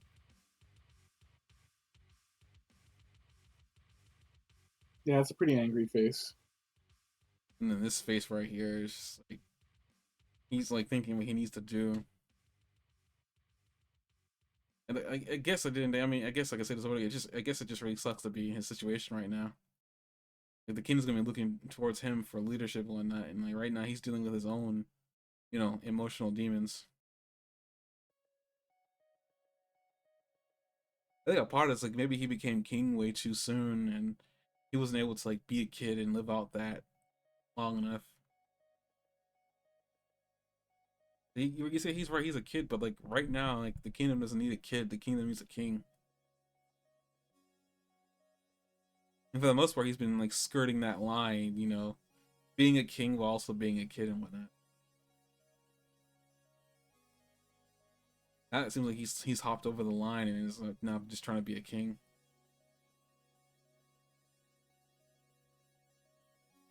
Yeah. I agree with you. I know I'm not saying much about it, but I agree with you. This is like a good screen cap. I think it's even meaningful that he's continuing to wear his crown right now. We'll see about that. No, I don't know anything. I'm just saying words. Because he was like, what am I, the king of Ash? You know what I mean? Like, he's like struggling to say that he's a king of anything at all right now. Yeah, I don't really have much. I mean, I said all I could say. It just like all I can really say. It must just really suck for him right now. It's like I wasn't expecting him to act this way as but I guess it's like, well, like what did I expect him to act as? Like I don't know. It's just I wasn't expecting the way he's acting now. Like in my mind, we're getting really close to skirting a war between like the Fey creatures and the humans again. Like this particular like incident could easily, if Soren's acting like this, I mean, Ezra's acting like this right now. Like the next thing, that could like I don't know, I'm actually kind of afraid like what will happen. Rayla already said that she wasn't gonna leave Callum's side, but like, what if she was forced to?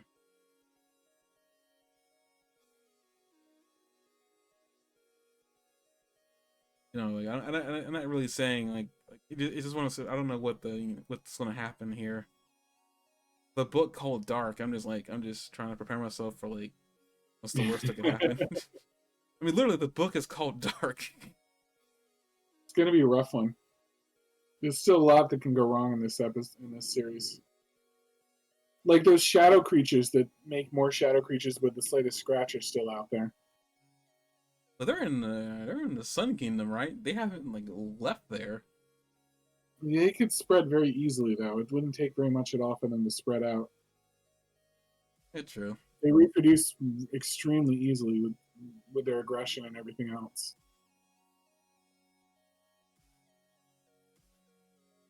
And then we got Claudia out there with Erebos.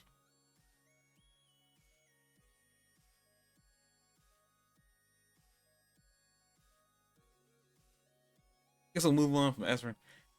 back over to Eros. I think this is like the last bit of the episode. I think there was like a little bit more. We go out to Erebos. Erebos decides to, I guess, in order to travel with them, he turns himself into a mountain. Let me replay this. So for now, it will be better to be a bit less conspicuous. Oh, that's right. I guess we can talk about this a little bit. Information that's just kind of just thrown out there. I guess is how he's gonna get his life is gonna end. Apparently, an archdragon's bite can kill him.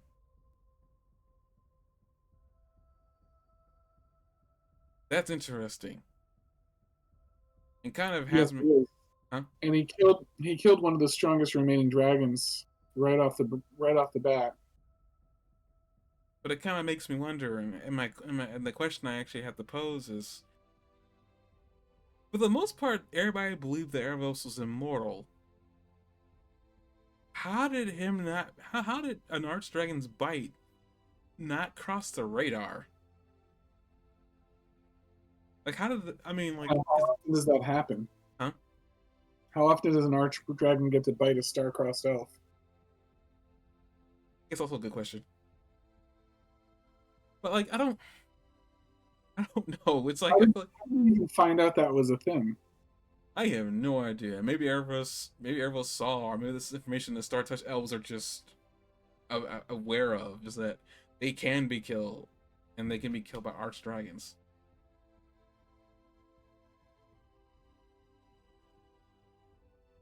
I How do you find out you can die to an archdragon bite, though? That's the other thing. Like, do you just piss one off and just say, bite me?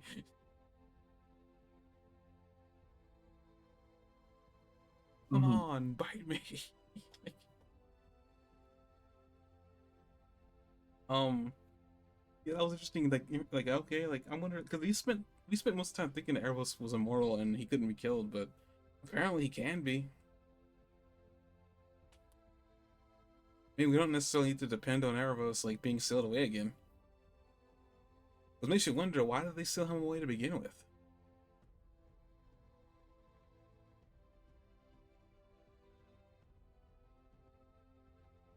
Why are they what to begin with?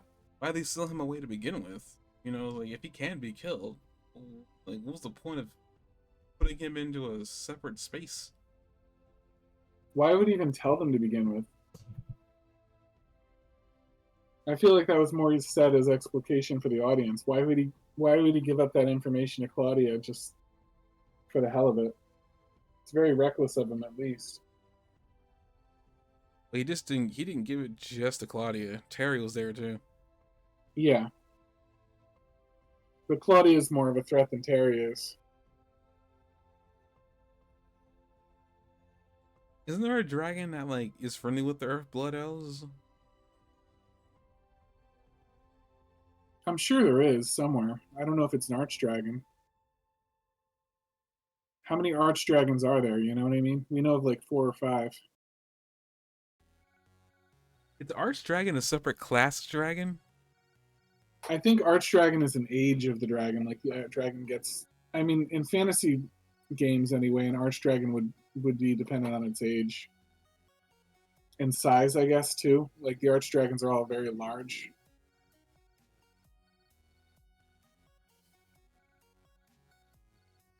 This had the weirdest idea.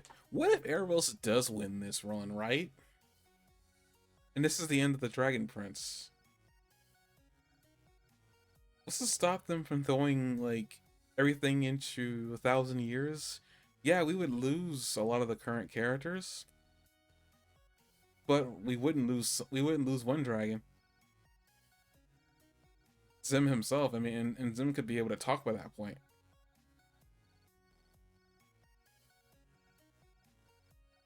I mean, it had to be a whole different new cast of characters, but you know, these guys aren't afraid to do that.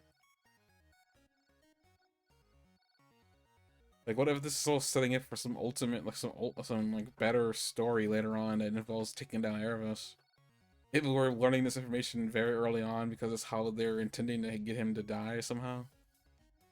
That'd be really weird.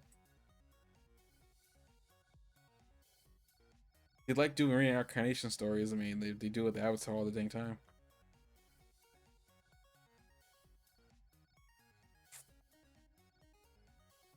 Crazy idea, I know, but it just went, probably wouldn't work. Yeah, I don't know what they're doing. This book's called Dark, so I'm expecting the worst of the worst to come to happen. But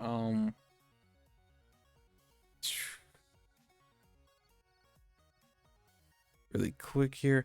Yeah, everyone wants to look inconspicuous, so he turns himself into a mountain and turns tiny, and then apparently decides to, because he says like, I stand out too much as a star-touched elf, and then he just starts going alternate forms. And I'm glad he did this because it lets me learn the names of a lot of these elves again, because I completely forgot. And it went through all the elves. I assume at that point that he's going to try to each type of elf, so we don't have any new elves breeds that we're going to come across. I mean, yet. I guess they'll throw one in for fun. I've been wondering how many elf breeds there are, like elf races there are total. So far there's Skywing. I like how done with this Terry is with the first transformation. Terry looks so done with it. He's like, "Are you serious? Are we doing this now? Just pick a race and be done with it." Terry just looks so bored. Moonshadow, so dark and brooding.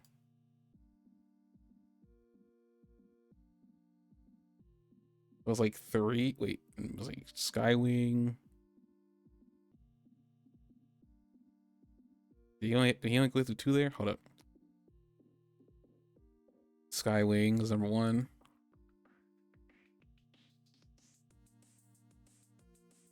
Moonshadow number 2. Okay.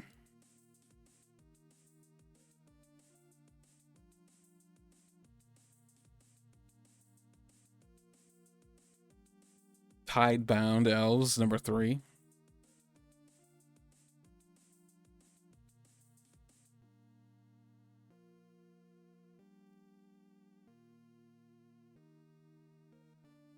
Sunfire number 4. I hate that one. Sunfire, always hot. Really, dude? Yeah. Really? The jokes were really corny. Or Earthblood. It makes an interesting looking Earthblood elf. I know you like Earthblood, Claudia. I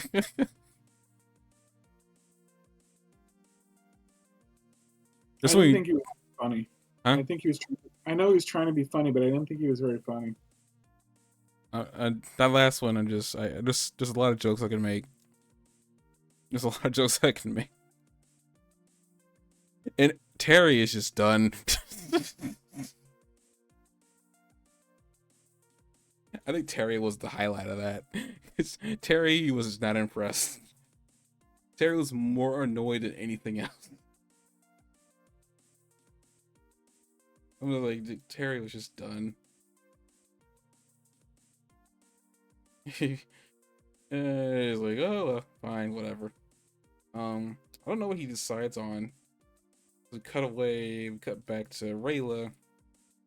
Trying to bring, her family some, the guy who took care of her when she was younger, some food. Apparently, it's food that I guess they don't like, but, if they pretend it's something they like a lot, it tastes better. To find interesting, but he's like, I'm not waiting a moment later to get back to my loved one. I don't know what those worms are, but geez. But and then like Rayla says, well, we can go to him, but first we need to go and meet up with Callum first. And like she just plays the card. He's like, I made a pact with the one I love too. He's like, ah, dang it. Gonna use the words I just used against me.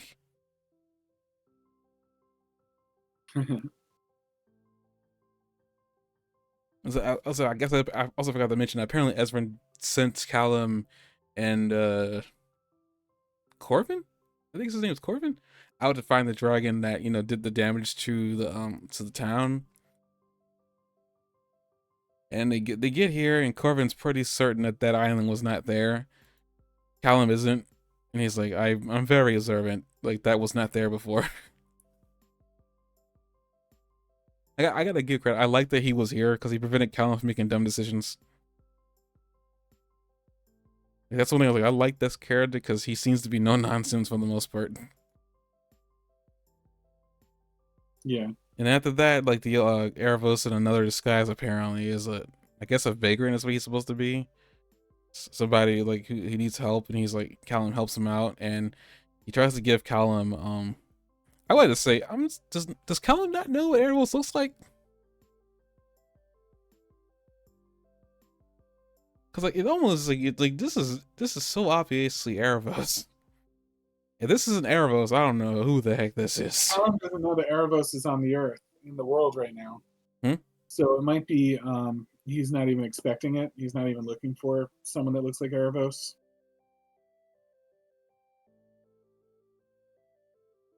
Like we know because we have all the information. He was there recently. He's he can change his form.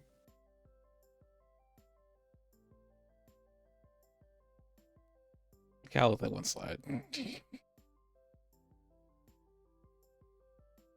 It just seems kind of like it's just kind of weird, but okay, I'll accept that one is like I can understand kind of like, but he's trying to give him like an apple or something like that is gonna kill him, I guess. And then before he gets a chance to gets a chance to take it, like Garvin's very suspicious of him, which I'm like, thank you. Like I didn't want like we didn't need Callum like being taken out by a fruit, by a literal like what something that looks like an apple. Which was such a weird ploy to use. I mean, it's like such a fairy tale style ploy. Maybe that was the point. I guess so. If it was going to go bad that quickly too, like, what's the chances of him immediately eating it?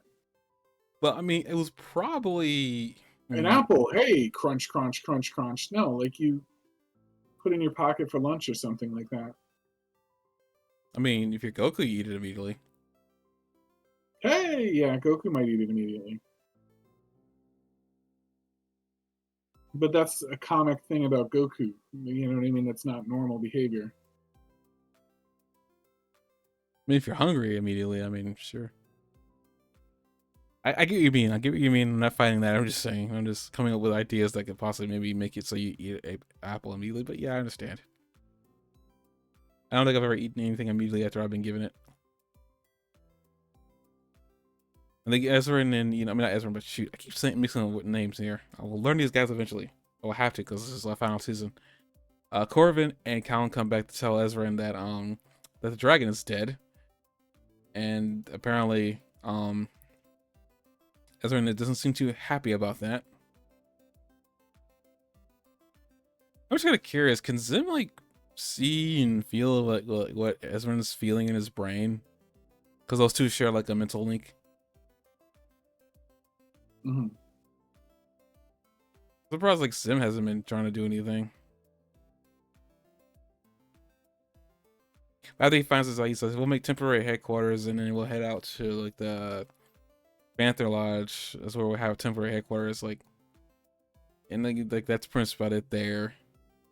It gets nighttime now, and like everybody is like trying to get some sleep.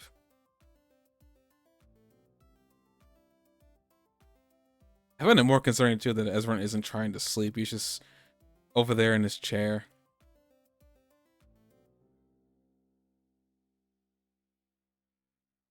And then Rayla and her family, and her father follows suit. They get here and like Rayla hugs Soren. And then for whatever reason, that guy decides to wander by himself for a little bit into the into the area where Ezra is sitting in his throne. And then as soon as he sees him, he's like, "It's your fault. Like arrest him." Like Rayla's like, wait a minute, calm down. Like he's been dead for 2 years. And like Ezra's like, why is anybody arguing with me with this? Like, are you not the man who killed my father? And he's like, yes. And he's like, arrest him. And like Soren just does what he's told and arrest him. And it's like, as Spear said, he immediately gets himself arrested. not too long after, you know, being free from being dead.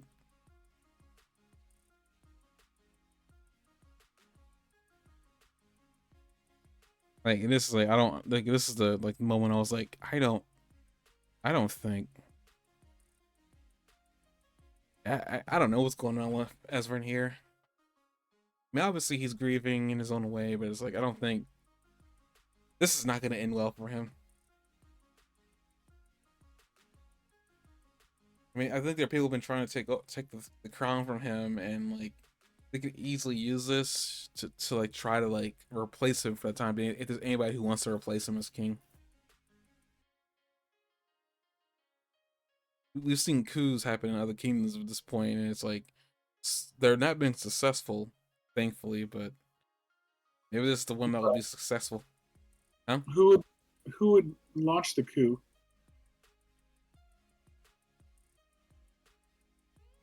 Well, that woman that I forgot her name, the one who I mistaken to be Varen's wife. Yeah. She, not that she's been like trying to overthrow him or anything like that. She seems to be the nicest character to him. But she wasn't confident that, you know, a kid should be king. I would think maybe she probably would accidentally start a coup. But I don't know who would though. That's like one of those things I'm kind of wondering. So far we have seen unsuccessful coups up to this point. It just seems kind of weird that there hasn't been one that's been successful yet. You think there would have been a successful one at this point?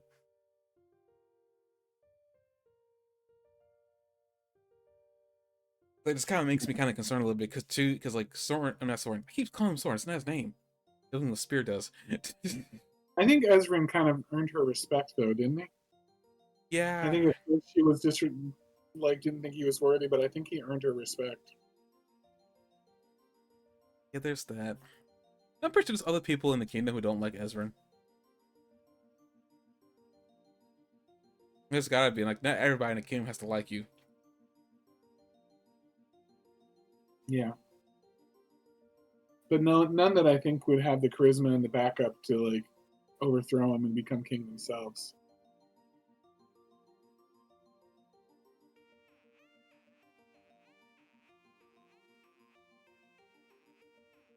I mean there's like no real. I just hope that, you know, this doesn't cause like his anger right now doesn't cause him to make so many rash decisions that would like lead to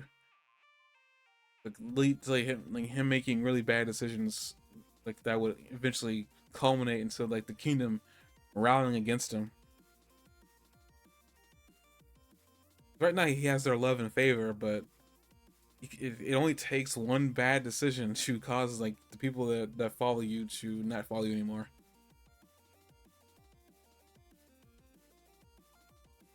Hmm. I say that in irony, but it's been happening in the real world in terms of leaders. But I guess yeah, with that, that's the end of that. I already made mention of like the very last scene where, you know, the the brother and sister elves, you know, uh chatting about like the future that they saw. Which that was interesting, how she wants to go and, you know, warn the humans. But specifically the warrior and the mage. But yeah, this is a good start to season 7. I'm a little bit terrified what's gonna happen next. I was not expecting the first episode to be this good to the point where I'm like, I can't wait to watch next episode. So like, the show has me. It took them 7 seasons, but they finally got me really excited to see the next episode. That's the thing, I have been enjoying it, but it's like, you know, Long time.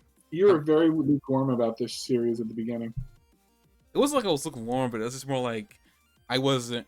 I guess because I had the episodes here, I was like, okay, I'm good. I don't have the like. I'm more into anime, but like this season, this particular episode is like, okay. Now I'm very very invested. I'm very concerned, and it might just be because this is the last season too. So now I'm like, I'm very concerned about what's gonna happen. But I guess with that we can really quickly just. I didn't think I was gonna do this, but I guess because we're already here, we're gonna graze over a little bit of Daima. I think I just want to talk about Majin Do, or at least the Majin Ku and Majin Do, and then Vegeta's like beginning fight with the Tamagami too. Um, Hey, you made a poem. Dang it, I did, didn't I? Frick, I didn't mean to. That was completely accidental. Accidental. So really quick, Majin Do. What? I I don't know if you saw this, but during his encounter with the Tamagami #1, I saw a lot of like Majin Buu in that fight. It was like almost uncanny. I guess it's like that's how much of the Majin Buu essence they had and they put into him. Yeah, That caught me off guard. Like I was surprised at the amount of Majin Buu that was in him. there's a lot of Majin Buu in him, and even the scream seems like, wasn't there a time in Dragon Ball where, like, Dragon Ball Z, where he did that scream? He just screamed for no reason. Maybe I think I remember something like that. He did, but that was like when he first got out, I believe, wasn't it? I think they were like spying on him or something like that, and he did that, and it scared them or something. It's possible. I think you're right that he did scream like that. Oh, speaking of like random things, I looked this up because like it caught me off guard when it happened. The hello that Majin Du did. Do you know what that was? I think it was the knee chow or something like that that he did just randomly when he first got out after shaking his butt, and it caused Arinsu and the witch to like jump up and repeat what he said.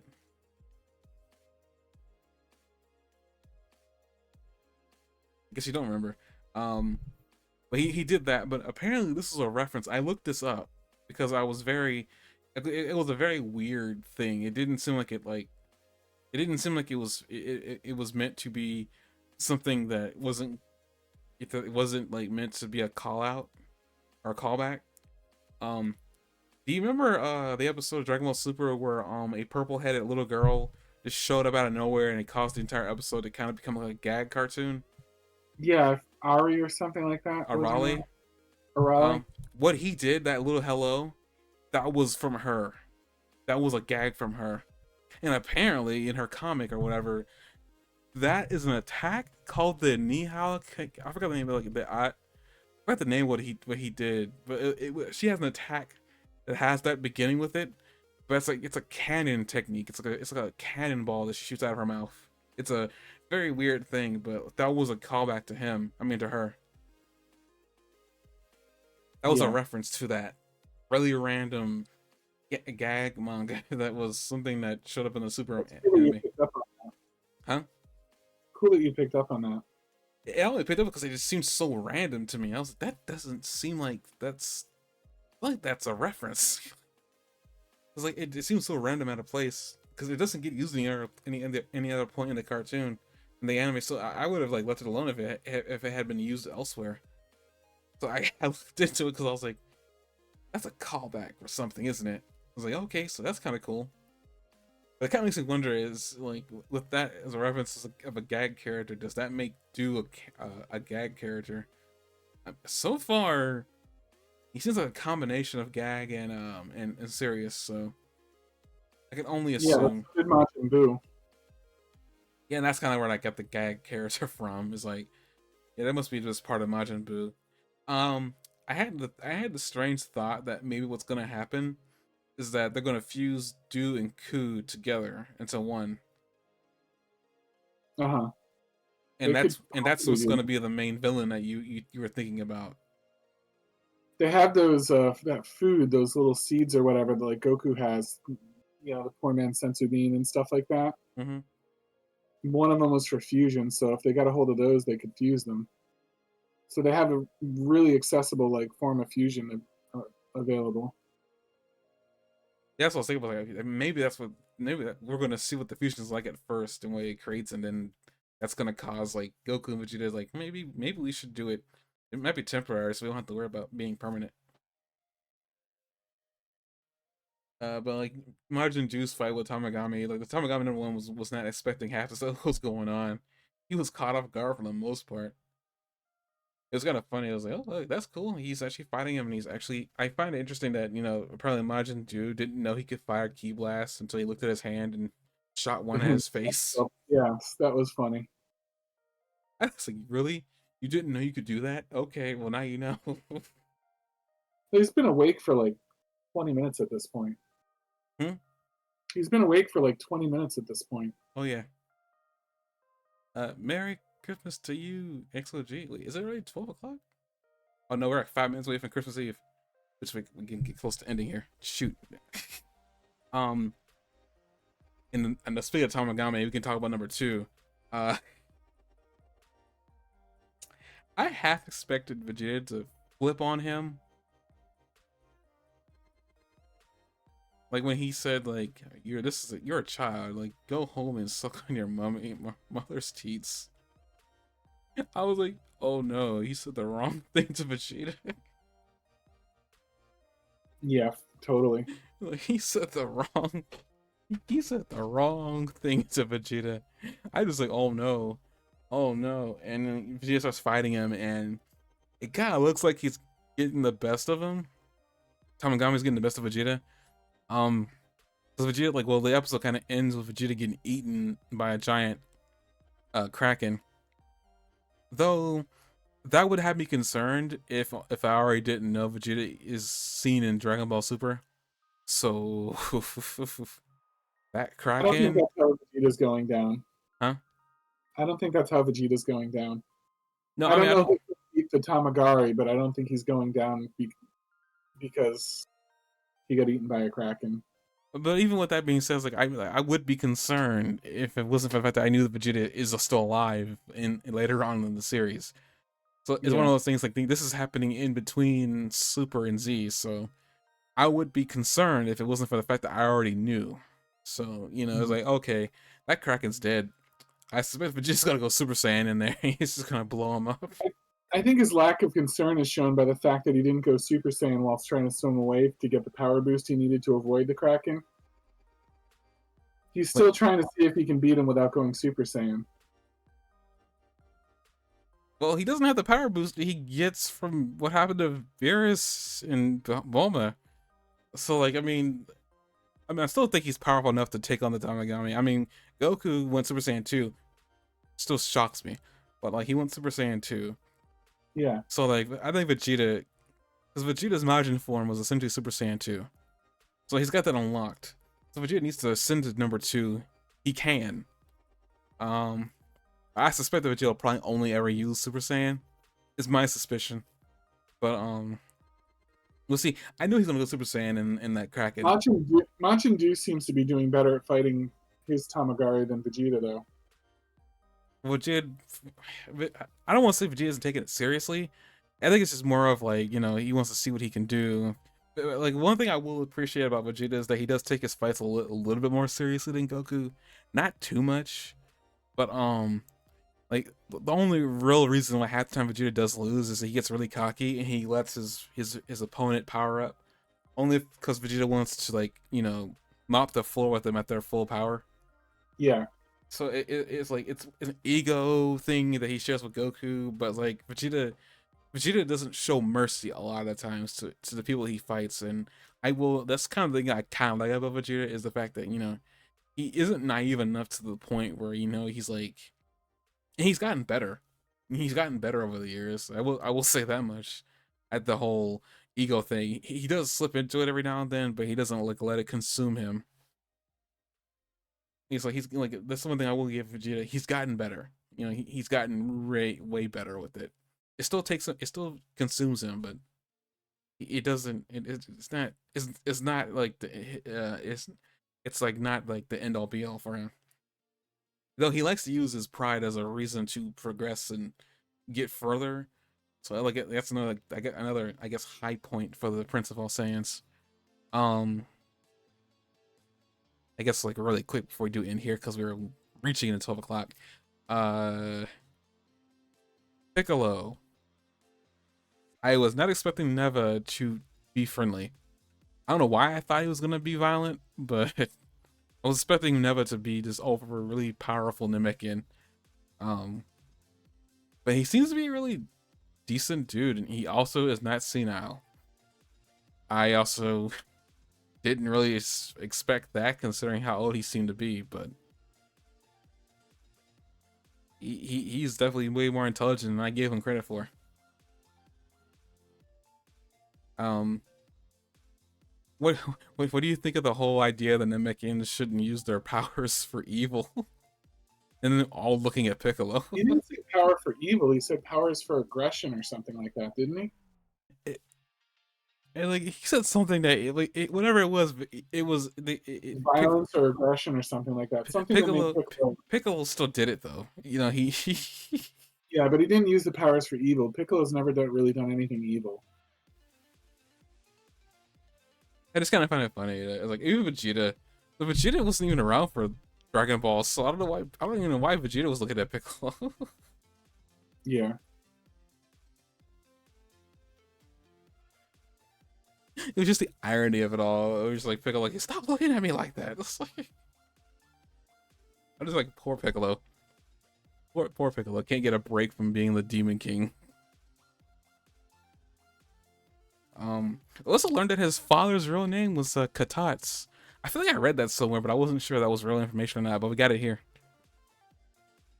I think that was the Piccolo that was the one that gave birth to him. It was either that Piccolo or the Piccolo, I mean, or the Namekian that was like not named at the time that split into two. It's either that or it's like the Piccolo that we saw in Dragon Ball. I'm not sure which one. I mean, the Namekian we saw in Dragon Ball. I'm not sure which one it is. But Piccolo said that his father's name was Katats. So we got a name about for Piccolo's father we didn't know.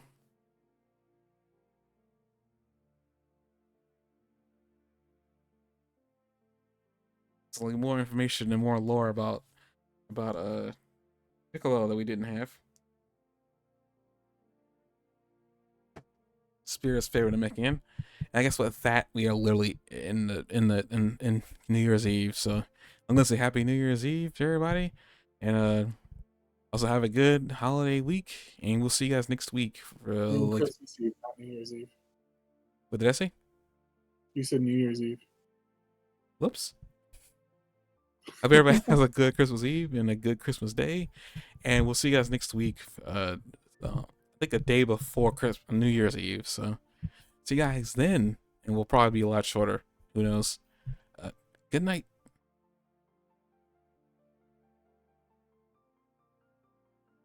Wait a minute, can I stop?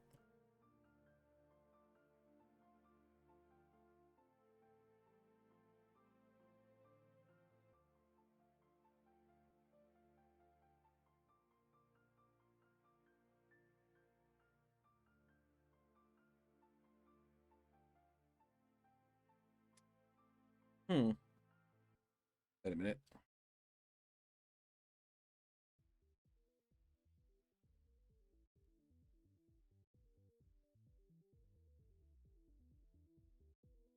Starting to wonder if there's something going on with my stream deck.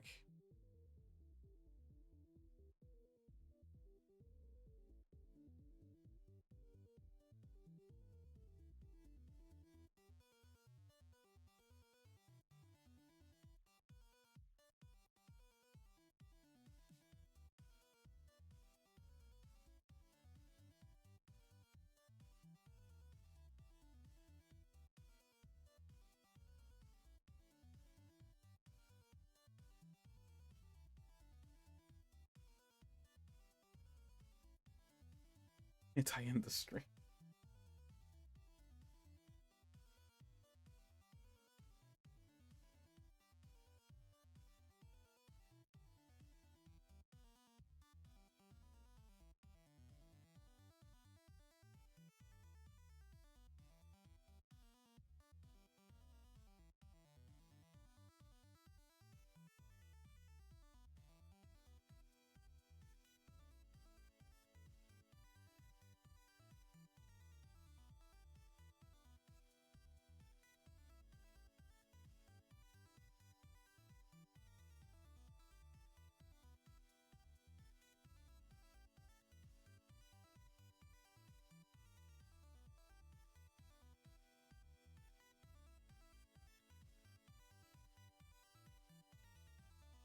You got someone you need to ban Oh, in your Steam chat.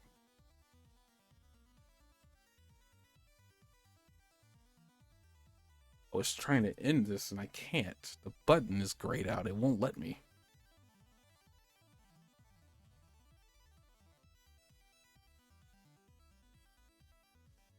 I've been kind of curious if maybe the issue I'm suffering from might be the Stream Deck entirely.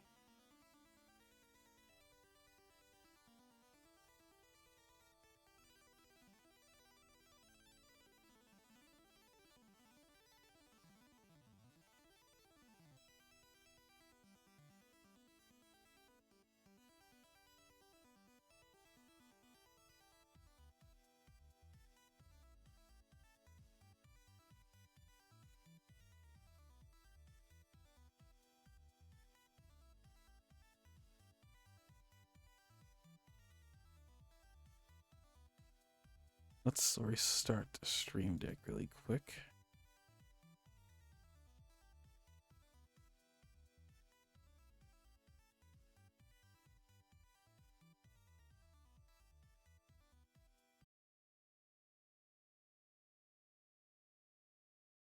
I need the bell. You can bell. I gotta figure out what's going on. Why I can't seem to end my stream.